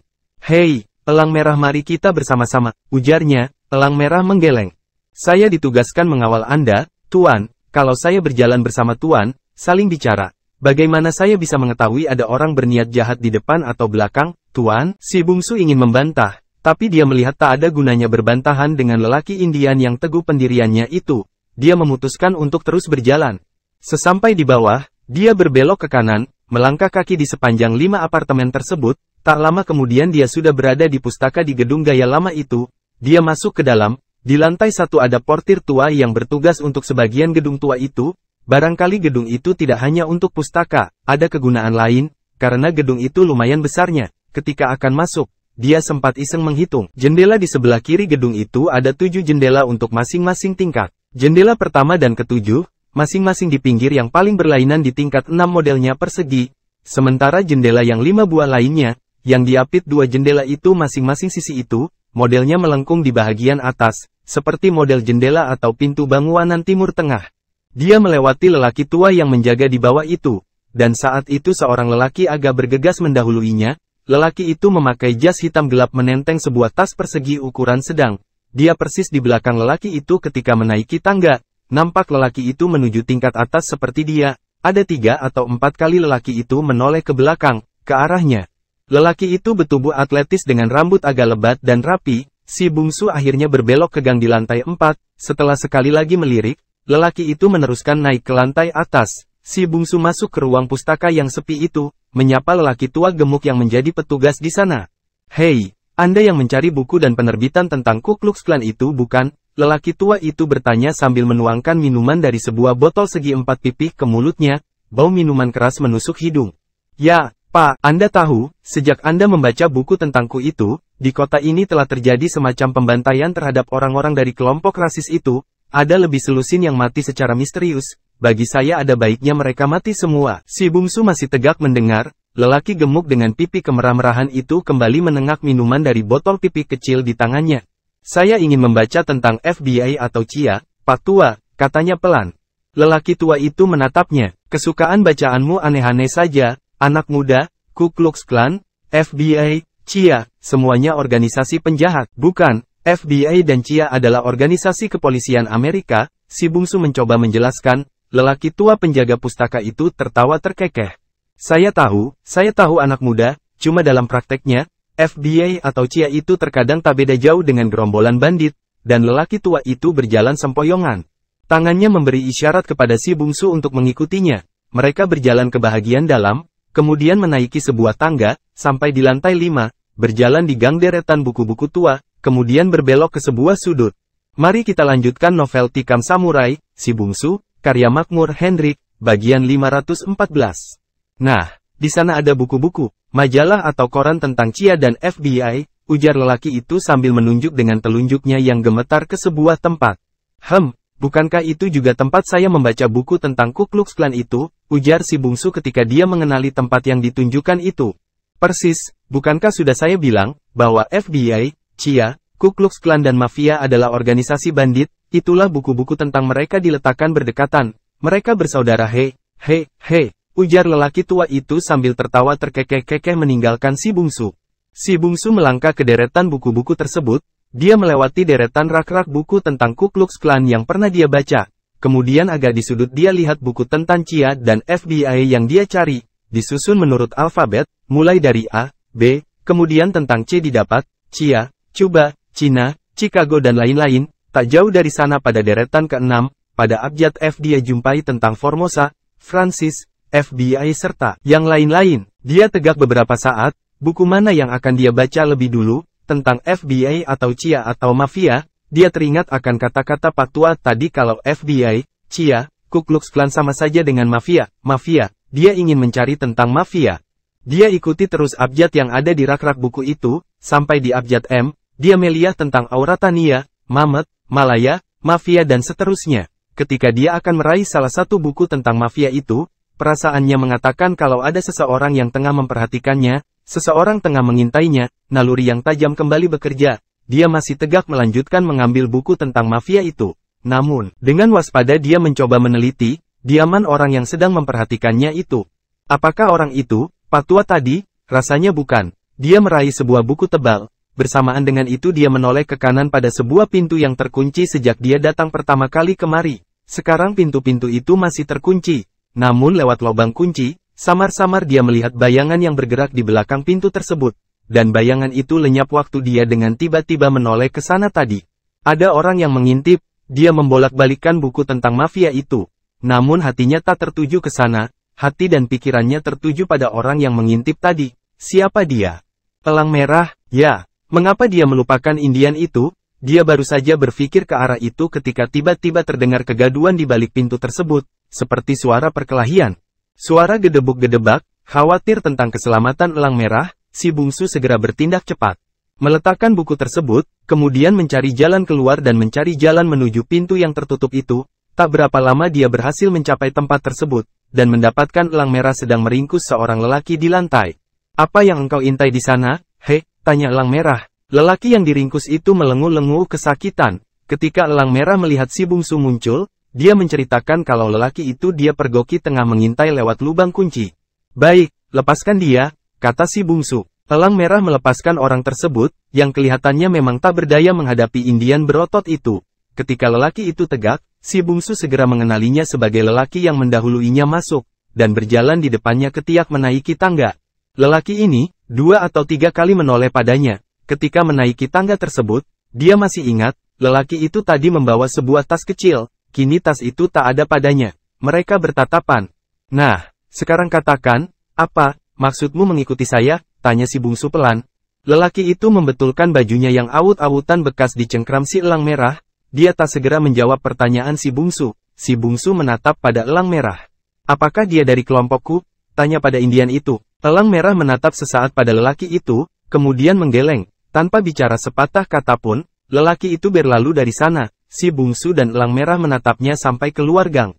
Saya telah memperhatikannya ketika dia naik ke tingkat atas tadi. Saya menduga dia akan turun mencari tuan. Saya sengaja sembunyi di balik tiang itu, sampai dia muncul dan mengintip di lubang kunci itu. Kau yakin, dia bukan dari kelompok Ku Klux Klan? Nama paknya tidak. Apakah ada semacam tanda, atau ciri tentang mereka? Tidak. Tapi saya punya firasat kalau dia bukan anggotaku itu. Sepi sesaat. Si bungsu menarik nafas panjang. Oke, saya lapar. Kamu mau membeli makanan untuk kita makan di sini? Elang merah mengguk. Si bungsu memberi dia uang dan menyebutkan apa yang dia inginkan. Elang merah turun dan si bungsu kembali membalik-balikan buku tentang mafia itu. Tapi setelah elang merah datang membawa makanan, dan setelah mereka makan bersama, si bungsu merasa kantuk menyerangnya. Dia turun dan pulang ke flatnya. Dia berniat untuk tidur. Di mana Angela kini? Sambil berpikir begitu di kamarnya, dia menatap ke bawah jalan yang sangat sibuk. Tanpa sengaja, matanya terpandang pada gedung tua pustaka itu. Secara selintas, dia melihat bayangan di jendela paling pinggir di lantai 6. Bayangan itu hanya samar-samar, tapi karena cahaya matahari, dia segera tahu kalau orang itu tegak di sana dan menatap ke suatu arah yang dia sendiri tak tahu. Si bungsu teringat pada lelaki yang tadi diringkus elang merah. Lelaki itukah? Di sana, mengapa? Apakah secara kebetulan atau memang ada niat tertentu? Kalau benar dia, berarti memang bukan anggota Ku Klux Klan yang memburunya. Tapi buat apa dia di sana? Rasa ingin tahunya membuatnya turun kembali. Sebenarnya dia ingin sendiri tapi elang merah seperti bayang-bayangnya. Mengikut terus, walau dalam jarak yang tak mengganggu. Si bungsu terpaksa menunggu elang merah, menceritakan tentang orang yang ada di lantai 6 gedung pustaka itu. Mari kita ke sana, saya ingin tahu apa yang akan dia perbuat, ujar si bungsu. Elang merah mengangguk, mereka mencari jalan memutar agar tak dilihat oleh lelaki itu, Cukup lama baru mereka sampai di sana, mereka hanya bisa mencapai lantai 6 dekat elang merah meringkus orang itu. Jalan ke lantai di mana si bungsu melihat orang itu dari jendela, nampaknya tertutup sama sekali, mereka tak mau menanyakan ke penjaga tua itu, dan elang merah memberi isyarat, pintu itu bisa dibuka dengan sedikit dipaksakan. Mereka masuk dengan perlahan anak tangga menuju ke atas dan mencari-cari di mana posisi lelaki itu. Dan setelah memperkirakan pintu ruangan paling pinggir di mana lelaki itu terlihat samar, pintu itu tertutup, lewat lubang kunci dia bisa melihat kalau lelaki itu memang ada di sana, masih berdiri di sana, malah sekarang lagi meneropong ke arah luar. Di lantai dia melihat sebuah peti kecil, dan peti itu terbuka. Di atasnya dia melihat sebuah bedil dan teleskop, kemudian beberapa peluru terletak di atas beludru dia atas sebuah tas 4 segi yang dipakai lelaki itu. Dan di sampingnya lagi terdapat sebuah kantong kertas, yang biasanya buat makanan, dan di sekitarnya terlihat sepotong ayam dan sekaleng bir. Orang ini nampaknya akan berada di tempat ini dalam waktu yang cukup lama. Mungkin sehari atau 2 hari, itu tampak dari persiapan makanan yang ada di situ, mengapa dia di sana, dengan bedil dan teropong pula. Dan orang itu nampaknya memang bukan anggota Ku Klux Klan, sebab tak ada gunanya dia di sana, kalau dia anggotaku, dan tugasnya membunuh si bungsu, elang merah atau Angela, maka dia tak perlu sembunyi di atas gedung tua ini. Dari tempatnya dia berada takkan bisa menembak ke arah apartemen tempat mereka tinggal. Tapi, mengapa dia mengintip lewat lubang kunci tadi pagi? Kenapa dia harus memata-matai si bungsu? Pertanyaan itu tak bisa dijawab dengan segera. Elang merah memberi isyarat, apa pintu didobrak saja, kemudian lelaki itu dibekuk, namun si bungsu menggeleng. Mari kita lanjutkan novel Tikam Samurai, Si Bungsu, karya Makmur Hendrik, bagian 515. Malah memberi isyarat untuk menghindar dari sana, perlahan mereka kembali turun, lalu pulang ke apartemennya. Dari jendela apartemennya si bungsu kembali mengintip dengan hati-hati, lelaki itu sudah tak terlihat lagi bayangannya. Kemana dia? Pergi dari sana? Tak mungkin. Si bungsu berfirasat bahwa lelaki itu masih di sana dengan bedilnya. Lama dia mencari tahu, dan tiba-tiba, secara samar-samar dia kembali melihat bayangan si lelaki. Nampaknya dia tidak meneropong tetapi justru membidik dengan bedilnya. Meski tak terlihat jelas, namun si bungsu yakin, lelaki itu tengah membidikkan bedilnya. Kemana lelaki itu membidikkan bedilnya? Si bungsu melayangkan pandangan ke arah jalan raya, ke tempat di mana kira-kira bedil itu diarahkan. Di jalan, ratusan mobil sedang berseliweran, dia menanti bunyi letusan. Lama tapi tak satu pun letusan terdengar, atau bedil orang itu pakai peredam, ya, barangkali pakai peredam suara. Dia menoleh lagi ke jendela itu, apakah kacanya sudah pecah akibat peluru? Tidak, kaca jendela di tingkat 6 itu kelihatan masih utuh. Namun lelaki itu sudah tak kelihatan lelaki itu bayangannya. Tapi si bungsu yakin, lelaki itu masih di sana, masih dalam ruangan kosong itu. Berjaga-jaga, apa yang dia nanti? Dia melayangkan lagi pandangannya ke bawah. Saat itu semacam iringan-iringan kendaraan yang agak teratur kelihatan lewat di bawah sana. Di depan didahului kendaraan polisi beberapa buah, sepeda motor dan kendaraan bak terbuka. Dan waktu itu pintu diketuk. Si bungsu bergegas ketika pintu dibuka. Angela tegak di sana dengan pakaian dinasnya. Begitu melihat si bungsu dia segera memeluk lelaki itu. Hei, ada apa? Angela tak segera menjawab. Dia mencium si bungsu. Saya khawatir, kamu sudah pergi, katanya sambil menatap dalam-dalam ke mata si bungsu. Si bungsu hanya tersenyum. Saya memang sudah pergi, tapi karena tidak tahu jalan, kembali lagi kemari. Angela tersenyum dan masuk mengganti pakaian. Si bungsu kembali ke jendela, menatap ke jalan raya. Iringan kendaraan bermotor yang didahului mobil polisi itu sudah lewat, lenyap di ujung sana. Ada apa di sana? Tanya Angela yang sedang berganti baju. Tadi ada iring-iringan yang didahului mobil polisi. Itu uji coba rute yang akan dilewati Presiden Kennedy besok. Si bungsu tiba-tiba tertegun. Presiden Kennedy, ya, ada apa? Dia akan lewat di sini besok? Ya, bukankah malam tadi orang-orang FBI yang memeriksa kamar kita sudah memberitahu? Ya, Tuhan, ada apa? Kemarilah. Cepat, dengan hanya melilitkan handuk di tubuhnya, Angela mendekat ke jendela, dan memeluk si bungsu dari belakang, langsung mengecup tengkuk lelaki itu. Hei nanti dulu, lihatlah ke gedung tua itu. Ya, sejak kemarin saya sudah melihatnya. Lihat jendela tingkat 7 yang paling pinggir. Ya, saya melihatnya, jendela persegi 4, berbeda dengan yang lainnya, berbentuk loncong mirip bangunan Timur Tengah. Kau lihat sesuatu di balik jendela kaca itu? Tidak. Ya, sekarang memang tidak. Tapi untuk kau ketahui, di balik jendela itu ada seorang lelaki bertubuh atletis, rapi dan berbedil pakai peredam suara. Mana? Sekarang tak kelihatan, barangkali dia sedang makan. Dia membawa bekal makanan dalam kardus. Lalu, hei, Apakah kau tidak menangkap sesuatu yang mencurigakan dari keteranganku tadi tentang orang itu? Besok presidenmu akan lewat di bawah sana. Sementara malam tadi FBI menggeledah tempat ini, kau sendiri mengatakan bahwa ribuan polisi dan aparat keamanan dikerahkan untuk menjaga keamanan kunjungan presiden itu. Kau juga bilang kota ini adalah kota para pembunuh, kota bandit. Presiden itu datang kemari untuk menemui kematiannya. Kini gedung itu ada seorang berbedil. Sejak tadi asyik membidik ke bawah dengan bedil panjangnya. Apakah itu tak? Si bungsu berhenti bicara, sebab Angela sudah memutar nomor telepon. Wajahnya kelihatan serius. Dia menanti sambungan dengan sedikit tegang. Halo, markas, Di menyebut sebuah nomor kode, kemudian memperkenalkan kodenya. Dia menceritakan apa yang tadi diceritakan si bungsu. Nampaknya lawan bicaranya meminta penjelasan identitasnya, juga identitas si bungsu. Angela menyebutkan keterangan yang diminta itu, kemudian meletakkan gagang telepon. Mari kita lanjutkan novel Tikam Samurai, Si Bungsu, karya Makmur Hendrik, bagian 516. Anda benar, sayang. Nah, saya sudah melapor ke markas darurat FBI di kota ini. Kini itu bukan urusan kita lagi. Si bungsu menatap Angela. Apakah kau tidak menyukai presidenmu itu? Kenapa? Saya melihat sikap tak acuhmu terhadapnya. Saya tak dapat mengatakan apakah suka atau tidak. Terlalu banyak hal lain yang saya pikirkan. Sehingga saya tak sempat memikirkan apakah akan menyukai orang lain atau untuk membencinya. Angela, dengarkan, kau tak bisa percaya begitu saja atas orang yang menerima laporanmu tadi. Ini menyangkut nyawa presidenmu. Apakah kau tak merasa perlu melapor ke satuanmu sendiri? Angela menatap lelaki itu. Matanya menyinarkan kekaguman. Well, engkau benar, darling, saya akan telepon saya untuk melaporkannya. Berkata begitu dia lalu bergerak ke telepon. Namun saat itu telepon berdering. Nah, ini pasti telepon dari markas saya, kata Angela. Dia mengangkat telepon itu memang dari markasnya. Angela, di sini Norris, sebaiknya kau dan teman lelaki asingmu itu menghindar secepatnya dari apartemenmu itu. Angela kaget.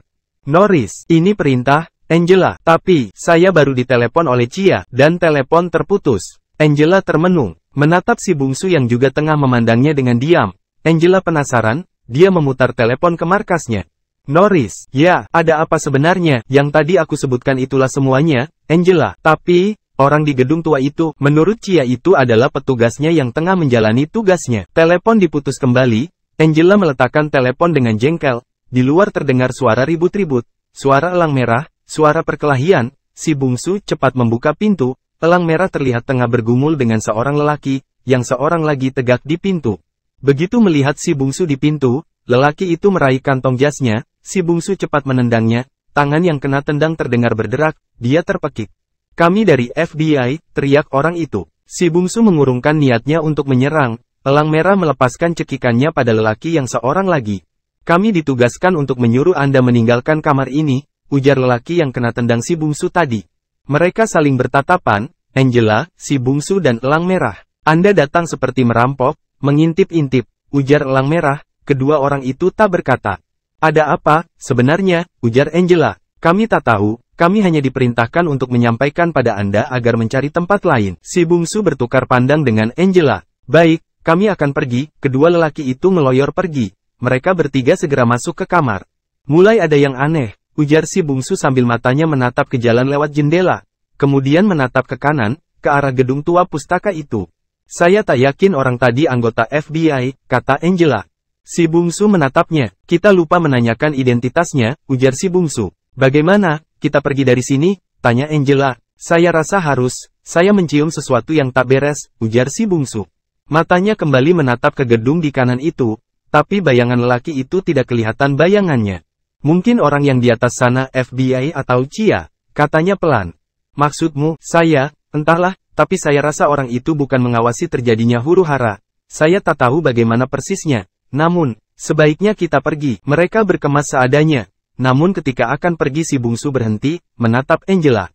Apakah tidak sebaiknya sekali engkau melaporkan orang yang di seberang sana kepada pihak yang berwajib? Angela menggeleng.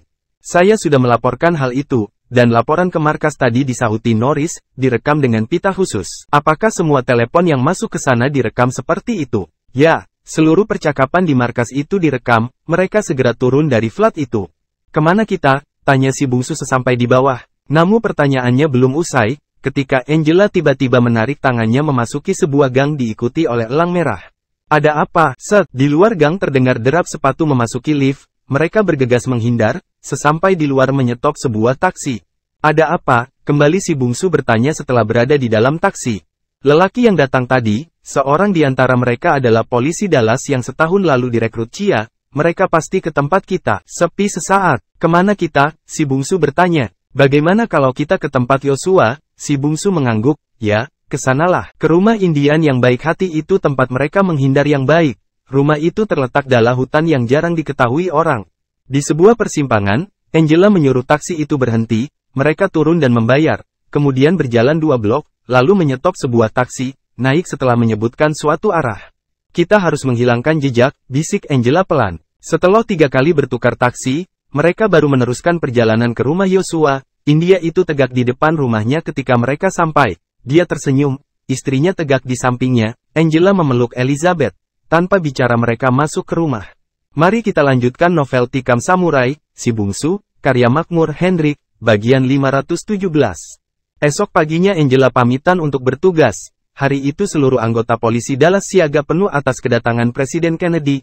Tapi siangnya seisi rumah itu tersentak kaget. Tatkala radio Amerika yang menyiarkan kunjungan presiden itu tiba-tiba menghentikan acaranya. Dalam nada yang duka, menyiarkan bahwa Presiden Kennedy telah meninggal dunia. Mati terbunuh. Pengumuman itu singkat saja, dilanjutkan dengan lagu kebangsaan Amerika dan nyanyian duka. Sore harinya, seisi rumah yang memang menantikan pengumuman lebih lanjut, melihat dalam acara televisi peristiwa pembunuhan itu bermula, kelihatan mobil iringan yang paling depan adalah mobil polisi yang didahului oleh 12 polisi bersepeda motor, menyusul Jeep, kemudian 2 lagi sedan berwarna hitam. Di belakangnya terlihat Kennedy dalam sebuah mobil sedan terbuka. Dia duduk di bahagian kanan, di kirinya duduk istrinya Jacqueline. Kedua mereka memakai pakaian warna gelap. Di belakang mobil presiden ada mobil lainnya. Presiden melambaikan tangan sambil tersenyum. Televisi mengalihkan kameranya ke deretan manusia yang memenuhi jalan raya, yang juga melambaikan tangannya pada presiden. Kemudian kamera beralih lagi pada presiden, lalu pada istrinya yang melambaikan tangan kiri dengan senyumannya yang khas. Di bangku kanan depan, di sebelah sopir duduk ajudan presiden, berkacamata hitam yang nampaknya sebagai pelindung matanya yang pelak pelirik ke segala arah dengan waspada. Mobil itu kemudian berbelok ke kanan, dan di latar belakang si bungsu melihat perpustakaan tua itu. Hatinya berdebar melihat gedung itu, kemudian kamera kembali mengarahkan lensanya pada presiden, dan, persis saat itu terjadilah peristiwa itu. Mulanya seperti tak terjadi apa-apa. Presiden Kennedy yang tengah melambai, kelihatan turun tangannya, kepalanya seperti akan menunduk. Istrinya yang juga melambai, dengan bibir masih tersenyum menoleh kepada presiden. Kepala presiden tiba-tiba terkulai pada pangkuan istrinya. Kepalanya kelihatan berdarah. Jacqueline Kennedy berubah wajahnya. Tangannya terangkat, menutup mulutnya. Wajahnya panik, kemudian tangannya yang menutup mulut, merangkul kepala suaminya. Dia memekik. Bajunya yang putih dilumuri darah presiden. Sampai detik itu, belum seorang pun pengawal presiden yang tahu apa yang telah terjadi. Baik yang di mobil belakang, maupun ajudannya. Di saat Jacqueline terpekik itulah ajudan yang duduk di bangku depan menoleh ke belakang. Dia segera bangkit. Dan saat itu Jacqueline yang panik menolakkan kepala suaminya. Kepala presiden terkulai ke kanan. Dan, sesuatu yang tak lumrah pun terjadi. Dalam paniknya, istri presiden kelihatan berdiri di bangku mobil. Kemudian lewat kap yang terbuka, dia merangkak naik ke kap belakang, dan terjun ke jalan. Wajahnya amat panik dan takut. Istri presiden itu lari meninggalkan mobil. Dan saat itulah salah seorang pengawal presiden kelihatan menyeret Jacqueline naik kembali ke mobil, mendudukkannya di sisi presiden dan mungkin sadar akan peristiwa itu. Jacqueline kemudian memeluk presiden. Dan setelah itu, adalah huru-hara, orang berkumpul, kamera televisi kelihatan goyang. Barangkali kameranya terdesak-desak oleh kerumunan petugas. Namun peristiwa tertembaknya Kennedy itu kelihatan jelas. Mobil presiden kelihatan dijalankan dan keluar dari iringan semula, dengan pengawalan yang amat ketat. Yang sebenarnya sudah terlambat, mobil itu dilarikan ke rumah sakit. Demikian jelasnya peristiwa tersebut, dan si bungsu amat yakin, tembakan itu ada sangkut pautnya dengan gedung tua pustaka dan lelaki dengan berbedil di lantai 6 itu. Kemudian televisi kembali memperdengarkan lagu kebangsaan Amerika, disambung dengan lagu-lagu gereja serta doa-doa yang menghanyutkan rakyat Amerika dalam duka yang amat dalam. Mari kita lanjutkan novel Tikam Samurai, Si Bungsu, karya Makmur Hendrik. Bagian 518. Dia akhirnya meninggal, terbunuh, terdengar suara Yosua getir di sudut ruangan. Si bungsu menoleh, melihat lelaki Indian itu menunduk dalam. Tapi tetap saja kelihatan pipi tuanya basah, lama sunyi. Si bungsu memikirkan di mana Angela kini. Dia tentu sibuk sekali. Presiden itu akhirnya terbunuh. Persis seperti ramalan Angela, suara Yosua sementara itu terdengar lagi, getir, dan bergetar. Sesudah Abe Lincoln, dialah satu-satunya presiden yang menaruh simpati pada Negro dan Indian, yang memperhatikan nasib suku bangsa yang hampir punah ini. Akhirnya dia mati, akankah mati pula harapan kami, orang-orang Indian pemilik sah benua ini? Sepi. Pertanyaan itu memang tak untuk dijawab, si bungsu menunduk. Pikirannya tertuju pada Angela tak pulang. Berita tentang kematian Kennedy tetap merupakan berita utama siaran televisi dan radio. Siang itu, mayat presiden itu dibawa dengan pesawat American One, pesawat kepresidenan, dan di pesawat itu pula, ketika masih di udara menuju Washington, Wakil Presiden Lyndon B. Johnson diambil sumpahnya sebagai presiden, menggantikan Kennedy yang meninggal. Yang mengambil sumpahnya adalah Jaksa Agung Amerika, Robert Kennedy, adik presiden yang meninggal. Jacqueline Kennedy, istri mendiang presiden itu menjadi saksi dalam sumpah tersebut. Janda itu memakai pakaian serba hitam, wajahnya dibasahi air mata. Televisi Amerika menyiarkan berita itu ke segenap penjuru tanah air. Itulah peristiwa paling tragis di permukaan bumi pada tanggal 22 November tahun 1963, seorang presiden dari negara terbesar dan terkuat di dunia, negara yang paling depan dalam demokrasi dan hak asasi manusia, dibunuh oleh orang yang saat dia diangkut ke Washington belum diketahui identitasnya. Malam itu si bungsu tersentak ketika mendengar siaran radio, kemudian siaran televisi, bahwa telah ditemukan tempat dari mana pembunuh itu berada. Kamera kemudian memperlihatkan beberapa petugas FBI, CIA, dan polisi Dallas menuju gedung pustaka. Si bungsu tahu gedung itu, petugas-petugas itu masuk ke lantai pertama, diterima oleh petugas pustaka tua dan gemuk, kemudian mereka masuk, naik lewat tangga ke lantai 6, masuk ke ruang kosong yang kemarin ditempati oleh petugas berbedil panjang itu. Di dalam ruangan itu terlihat dua petugas menjaga. Di lantai ada sebuah senapan. Si bungsu telah melihat senapan itu kemarin ketika dia mengintip ke sana bersama elang merah. Di lantai berserakan beberapa selongsong peluru. Si bungsu merasa tegang. Jahanam, firasatnya benar. Tapi, bukankah Angela telah melaporkan apa yang mereka lihat dan mereka curigai itu pada polisi Dallas, pada CIA dan FBI? Bukankah instansi-instansi itu mengatakan bahwa orang berbedil di lantai 6, yang selalu mengintip dari belakang jendela ke jalan raya yang akan dilewati presiden itu adalah anggota keamanan? Para petugas itu malah sempat datang ke apartemen mereka. Nampaknya untuk menangkap mereka, bulu tengkuk si bungsu merinding. Nampaknya ini semacam persengkokolan. Ah, mustahil petugas-petugas keamanan itu bersekongkol membunuh presiden mereka. Tiba-tiba elang merah kaget dan tertegak. Si bungsu pun jadi kaget, menatap padanya. Lihat itu Angela, pekiknya. Si bungsu menoleh dan melihat seorang polisi wanita diborgol dan digiring di antara petugas keamanan. Si bungsu gemetar. Angela kelihatan beberapa kali menoleh ke kamera televisi, dan suatu saat, dia memekik sambil menolehkan wajahnya ke kamera yang agak mendekat. Darling, jangan perlihatkan dirimu. Menghindarlah, please. Suara gadis itu penuh permohonan. Jutaan pemirsa televisi tidak mengerti pada siapa ucapan itu ditujukan. Mereka hanya tahu bahwa beberapa orang yang dicurigai ditahan, di antaranya adalah polisi wanita berpangkat letnan itu. Nampaknya, ini suatu persekongkolan, ujar reporter televisi tersebut melanjutkan, barangkali perwira polisi itu ingin menyampaikan pesan pada pembunuh Kennedy, yang mungkin kekasihnya, agar jangan menampakkan diri. Si bungsu berpeluh, wajahnya pucat, dia tahu, ucapan Angela itu ditujukan padanya. Gadis itu menyampaikan pesan padanya. Ketika dia melihat kamera televisi, dia mempergunakan kesempatan itu dengan harapan siaran televisi itu akan dilihat Yosua atau si bungsu. Pesan itu memang sampai, si bungsu melihat dan mendengar suaranya yang memohon. Si bungsu tahu pesan itu khususnya untuknya. Ya Tuhan, Angela ternyata terseret sebagai kambing hitam, dituduh sebagai salah seorang komplotan pembunuhan Kennedy. Si bungsu ingin bangkit, namun seluruh tubuhnya terasa lemas. Pikirannya tak bisa bekerja dengan normal. Dia menoleh pada Yosua, yang matanya nanap menatap televisi, seperti tak percaya apa yang dia lihat sebentar ini. Yosua, ujar si bungsu seperti mohon pertolongan. Masih di tempat duduknya, Indian itu lantas berkata, kita akan bebaskan dia, nak, demi arwah nenek moyangku, dia akan kita bebaskan. Betapun caranya, saya yakin dia korban dari suatu komplotan yang ingin mencari dalih untuk mengalihkan perhatian orang pada yang lain. Si bungsu semalaman tak bisa tidur. Tolehan kepala Angela beberapa kali mencari kamera televisi, kemudian ucapannya yang terdengar memohon, yang terekam oleh pesawat televisi itu mengiang berulang-ulang di telinganya. Kekasih, jangan perlihatkan dirimu. Menghindarlah, kumohon. Siapa yang berkomplot membunuh presiden itu? Si bungsu membalik di pembaringan, gelisah, keringat membasahi pakaian tidurnya. Siang esoknya, televisi tiba-tiba menyiarkan tertangkapnya pembunuh itu. Si pembunuh bernama Oswald. Dia adalah lelaki yang dicekik elang merah karena kedapatan mengintip si bungsu di pustaka. Dan kini si bungsu jadi tahu kenapa lelaki itu mengintip dia. Barangkali dia curiga kalau si bungsu adalah petugas FBI atau CIA, yang ditugaskan pula untuk mengamankan gedung itu. Lelaki bernama Oswald itu ditangkap di sebuah gedung teater, kemudian dipenjarakan di sebuah penjara bawah tanah kota Dallas. Reporter televisi Amerika mengulas bahwa dalam kasus pembunuhan Kennedy seperti ada reinkarnasi peristiwa Presiden Abraham Lincoln.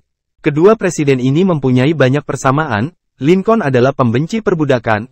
Dialah pembebas Amerika dari perbudakan yang telah ratusan tahun lamanya. Sebaliknya Kennedy juga benci pada perbudakan serta sikap rasisme lainnya, termasuk sikap kulit putih pada orang Indian. Sikap begini amat jarang tersuap pada presiden Amerika.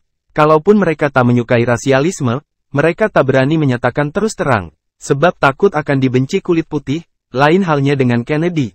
Salah seorang perwira senior yang dinaikkan pangkatnya menjadi jenderal berbintang 4 adalah Negro. Negro pertama dengan pangkat setinggi itu. Kemudian juga memproklamirkan pembebasan fasilitas sekolah dan hak kehidupan yang lebih layak bagi orang-orang Negro dan Indian. Tindakannya itu dapat kecaman yang pedas dari Senat Amerika. Namun dia tak peduli untuk menindak pelanggaran yang terjadi. Terutama dalam menjalankan politik anti-rasis dalam negeri itu, dia mengangkat adiknya Robert Kennedy jadi jaksa agung. Kemudian, menurut reporter televisi, dalam peristiwa pembunuhannya sendiri kedua presiden yang dicintai rakyatnya itu terdapat kesamaan-kesamaan aneh. Lincoln dan Kennedy sama-sama dibunuh dengan senjata api, peluru menembus tengkuk keduanya dari belakang. Lincoln dibunuh di gedung teater, kemudian pembunuhnya melarikan diri ke pustaka. Kennedy dibunuh dari pustaka, pembunuhnya melarikan diri ke teater. Mari kita lanjutkan novel Tikam Samurai, Si Bungsu, karya Makmur Hendrik, bagian 519. Siang itu elang merah pulang dengan wajah lesu. Pagi, tadi tanpa setahu si bungsu dia ditugaskan pamannya Yosua untuk menyelidiki di mana Angela ditahan. Saya sudah mendatangi 4 kantor polisi wilayah, namun orang-orang yang diduga terlibat dalam peristiwa pembunuhan Kennedy itu, amat dirahasiakan tahanannya. Tak ada yang bisa memberi petunjuk, tak ada yang bisa disogok. Bukankah banyak saja polisi di Dallas ini yang bisa buka mulut untuk $100? Untuk hal lain mungkin mau, tapi peristiwa ini tampaknya terlalu hebat. Mereka benar-benar tidak tahu. Yosua menarik nafas panjang. Jika tak dapat dengan cara itu, pasti ada cara lain, pasti, kita akan dapatkan cara itu, kata Indian tua itu pelan. Malam itu dia mengajak si bungsu untuk pergi berdua. Mereka tak mengatakan kemana tujuannya. Yosua menyetir mobil. Sepanjang perjalanan menuju kota, mereka hampir tidak bicara sepatah kata pun. Ketika memasuki kota Yosua menghentikan mobil dekat sebuah telepon umum, dia masuk ke tempat telepon itu, bicara dengan seseorang di ujung sana. Si bungsu hanya menatap dengan diam di mobil. Kemudian Yosua masuk lagi ke mobil dan menjalankannya dengan cepat ke arah selatan. Mereka segera melewati gedung pustaka tua di mana pembunuh Kennedy itu sembunyi sebelum melakukan aksinya, melewati flat yang dulu ditempati si bungsu dan Angela. Kemudian menikung di antara dua bangunan, mobilnya dihentikan mendadak. Yosua memberikan sebuah kantong kertas kepada si bungsu, yang nampaknya telah dia siapkan dari rumah kepada si bungsu. Sarungkan itu di kepalamu nak, kita harus hati-hati. Dia sendiri lalu menyarungkan kantong itu di kepalanya. Sarung kertas itu menutup kepala sampai ke leher. Cepatlah, ujar Yosua sambil menatap ke depan, pada sebuah mobil yang mendekat. Si bungsu menyarungkan kantong kertas itu ke kepalanya, mobil dari depan itu makin dekat, dan tiba-tiba, Indian itu menjalankan mobilnya. Membelintangkannya di tengah jalan, mobil yang lewat itu tak dapat menghindari tabrakan dan berhenti mendadak. Hei, sialan, sumpah orang yang membawa mobil itu sambil keluar. Yosua masih duduk di belakang kemudi, kemudian dengan cepat sekali keluar dan mendekati orang itu. Tangannya bergerak, dan lelaki yang menyumpah itu tiba-tiba terkulai. Si bungsu masih duduk di mobil, tak tahu apa yang diperbuat Yosua yang telah meletakkan lelaki itu di jok belakang. Dia segera memundurkan mobil dan mengepaskannya dari mobil yang menabrak tadi, kemudian dengan cepat keluar dari areal tersebut. Setelah beberapa kali menikung tajam, mobil itu berhenti di suatu tempat yang gelap. Yosua keluar, dengan mudah dia menenteng lelaki yang di belakang itu keluar. Cepat ikuti aku, katanya pada si bungsu yang masih duduk bengong dalam mobil tersebut. Si bungsu keluar, mengikuti Yosua melangkah ke suatu tempat, Indian itu kenal benar tempat Tiange mereka tuju ini, itu terbukti meski dalam gelap, di mana si bungsu harus meraba-raba, dia berjalan dengan cepat dan segera memasuki sebuah gedung tua. Tubuh yang dia pangku itu, yang masih saja belum diketahui si bungsu orangnya diletakkan di atas sebuah meja tua penuh debu dalam ruangan tersebut. Tutupkan pintunya, kata Yosua begitu si bungsu berada dalam ruangan. Suara menggema terdengar ketika pintu itu ditutup agak keras. Yosua mengeluarkan senter dari kantongnya, memeriksa kantong baju orang yang dia pukul hingga pingsan itu, mengeluarkan sebuah pistol dan sebuah medali perak simbol kepolisian Dallas. Kartu pengenalnya ditemukan dalam jas bahagian dalam. Yosua membaca keterangan orang itu. Norris, Kapten Norris, katanya pelan. Si bungsu segera mengingat nama itu sebagai polisi yang beberapa kali menelpon Angela. Inikah rupanya bekas pacar gadis itu? Dari cahaya senter yang menerangi wajah sang kapten, bungsu melihat kapten itu berwajah gagah, mirip orang Inggris. Barangkali moyangnya dari Skotlandia, satu keturunan dengan moyang Kennedy. Yosua mengambil sehelai sapu tangan dan botol kecil dari kantongnya. Nampaknya dia telah menyiapkan segala sesuatu atas operasi malam itu. Botol itu berisi sejenis amoniak. Dia tuangkan ke sapu tangannya, kemudian meletakkannya di atas hidung kapten itu. Norris segera sadar. Dia menyumpah dan berontak duduk, merogoh kantong dan segera sadar kalau dia sudah dilucuti. Mari kita lanjutkan novel Tikam Samurai, Si Bungsu, karya Makmur Hendrik, bagian 520. Anda bisa dihukum 15 tahun atas perbuatan ini, Bung, perwira itu berkata dan menyumpah. Dia tak dapat melihat wajah orang yang menyekapnya dan menahannya dalam kegelapan ini. Sebab selain gelap, wajahnya disoroti terus dengan senter, matanya jadi silau. Oke, Kapten, kini kau hanya punya kesempatan untuk menjawab, dan menjawab dengan benar. Kita mulai. Di mana Angela dipenjarakan, jahanam, kau, sumpah kapten itu terhenti, dihentikan oleh pukulan yang hebat di ulu hatinya. Si bungsu yang dari tadi hanya diam, merinding juga melihat kerja Indian ini memaksa si perwira. Di mana dia ditahan, sepi, dan sebuah pukulan lagi menerpa, kali ini pukulan itu menghantam mulut si kapten, darah meleleh. Bicaralah, kapten, selagi kau bisa, dia ditahan di Indiana Bronx, kau pasti, jahan. Aduh, pukulan Indian itu mendarat lagi di wajah si kapten. Jangan menyumpah, jangan memaki, kapten, saya bertanya dan kau menjawab. Bukankah praktek begini juga dilakukan di kantor kalian bila ada tahanan yang kalian periksa? Baik, Anda katakan dia ditahan di Indiana Bronx, tempat itu dengan mudah dicapai, kami akan mencek ke sana. Tapi bila ternyata kau bohong, kau akan rasakan akibatnya. Oke, cek omongan orang ini. Sambil berkata begitu, Yosua memberi isyarat pada si bungsu, dan si bungsuo melangkah ke arah pintu. Saya tak tahu apakah dia pindahkan atau tidak. Kemarin dia ditahan di sana. Kami tak mau tahu kapten. Jika dia tak di sana berarti kau membohongi kami dan kau akan menyesali tindakanmu itu. Jahanam, dia ditahan di distrik selatan. Kalian akan menyesal dengan perlakuan ini. Akhirnya Norris memberitahukan tempat tahanan itu sambil menyumpah-nyumpah. Nah, begitu lebih baik. Tapi kau belum boleh meninggalkan tempat ini kawan. Yosua melanjutkan, mengerjain kapten polisi Dallas itu. Dia memborgol tangannya dengan gari yang dibawa si kapten, kemudian mengambil lagi sebuah botol dari kantongnya, menumpahkan isi botol ke sapu tangan. Kemudian mendekapkannya ke hidung si kapten. Ini ramuan tradisional yang bisa membuat Anda tidur dengan nyenyak kawan. Katanya, hanya 2 detik setelah itu, si kapten terkulai, tidur. Dia akan tidur, paling tidak 48 jam karena obat bius keras yang baru dia sedot barusan, ujar Yosua sambil menyenter wajah si bungsu. Kini mari kita pergi. Sampai detik ini dia tak mengetahui siapa kita. Dia pasti tak bohong tentang tempat tahanan Angela. Sehabis berkata begitu mereka segera bergegas meninggalkan tempat tersebut. Si bungsu hanya mengikuti dari belakang. Dia tak menyangka bekas buruh perkebunan turunan Indian ini begitu mahir dengan tiap pekerjaan yang dia lakukan. Kelihatan demikian profesional. Mereka sudah berada kembali di mobil dan meluncur ke jalan raya lewat jalur yang berlainan dari arah mereka datang tadi. Yosua menyetir mobil itu dengan diam. Ada beberapa tempat yang dikenali si bungsu. Di antaranya toko tekstil di mana dulu dia menghajar orang-orang Ku Klux Klan yang membunuh Tongki.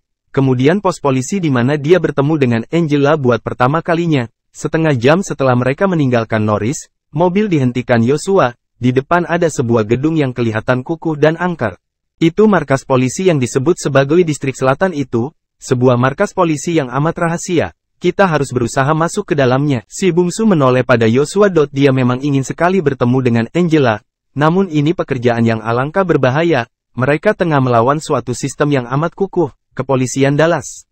Kenapa ragu? Yosua bertanya sambil tetap menatap ke depan. Sedangkan Ku Klux Klan yang demikian ditakuti, kita hantam. Kepolisian Dallas hanya 1/10 dari organisasi tersebut, tambah Yosua. Ucapan itu membuat semangat Yosua berkobar. Mari kita masuk, kata si bungsu sambil kembali memakai topeng kertas itu. Yosua berbuat hal yang sama. Kemudian mereka meninggalkan mobil di tempat yang gelap. Tapi bukanlah hal yang mudah bagi kedua orang itu untuk masuk ke penjara tersebut. Penjara itu dijaga dengan ketat sekali. Mereka sampai di bagian belakang. Di sana terang benderang. Tiap sudut penjara itu disorot dengan lampu besar. Apapun yang bergerak di sekitarnya dapat dilihat dengan jelas oleh penjaga di atas dinding penjara tersebut. Di rumah jaga di atas dinding penjara itu, penjaga bersiaga dengan senapan siap dimuntahkan. Mustahil untuk masuk, kata si bungsu. Yosua yang jongkok di sisinya, menatap dengan diam. Nampaknya dia sedang mempelajari sesuatu. Kita harus mematikan aliran listrik, terdengar suara Yosua. Bagaimana mematikannya? Itulah yang harus kita, ayo. Yosua mengendap-endap kebahagiaan lain. Mereka memutar lagi ke jalan raya, kembali ke tempat mereka meninggalkan mobil, kemudian berjalan ke arah yang berlawanan dari arah semula. Yosua memperhatikan bangunan-bangunan di sekitar penjara. Mencari apa? Tanya si bungsu. Gardu listrik. Mereka mengendap-endap terus, sampai akhirnya di utara penjara itu kelihatan sebuah bangunan beton 4 segi berpintu besi dan luarnya dipagar kawat berduri. Nah, itu gardu listrik untuk penjara tersebut, kata Yosua. Mereka mempelajari situasi gardu itu. Di sana ada seorang petugas, bukan polisi. Nampaknya petugas listrik biasa. Dengarkan, kita harus menyelesaikan petugas itu. Kunci pasti ada dalam kantong celananya. Kurasa kau bisa menyudahi orang itu, jangan dibunuh. Setelah dia dilumpuhkan, kita akan masuk dan merusak peralatan di dalamnya. Memutuskan aliran listrik ke penjara tersebut, kita harus masuk dari dinding utara tadi. Di sana ada anjing pemburu, barangkali ada 2 atau 3 ekor. Tugasmu lagi yang menyudahi anjing itu. Dalam kegelapan, barangkali petugas menara takkan melihat kita tak tahu di ruangan mana Angela ditahan. Tapi rasanya kita akan mudah mencari, kita hanya punya waktu sekitar 10 menit untuk menemukan dan membawa Angela keluar. Setelah lewat waktu itu, saya rasa lampu akan dihidupkan melalui mesin cadangan di penjara itu, kita harus keluar sebelum lampu dihidupkan. Faham? Si bungsu masih belum menjawab. Kita mulai, tanya Yosua. 10 menit, saya rasa terlalu pendek waktunya. Kita tidak liburan, nak. Kita menyongsong maut, 10 menit itu kalau tak terjadi apa-apa, mana tahu, kita hanya butuh 1 menit, kemudian didor, mati. Terima kasih sudah bersama si Binuang Channel, jangan lupa mampir pada bagian selanjutnya, novel Tikam Samurai, si bungsu karya Makmur Hendrik.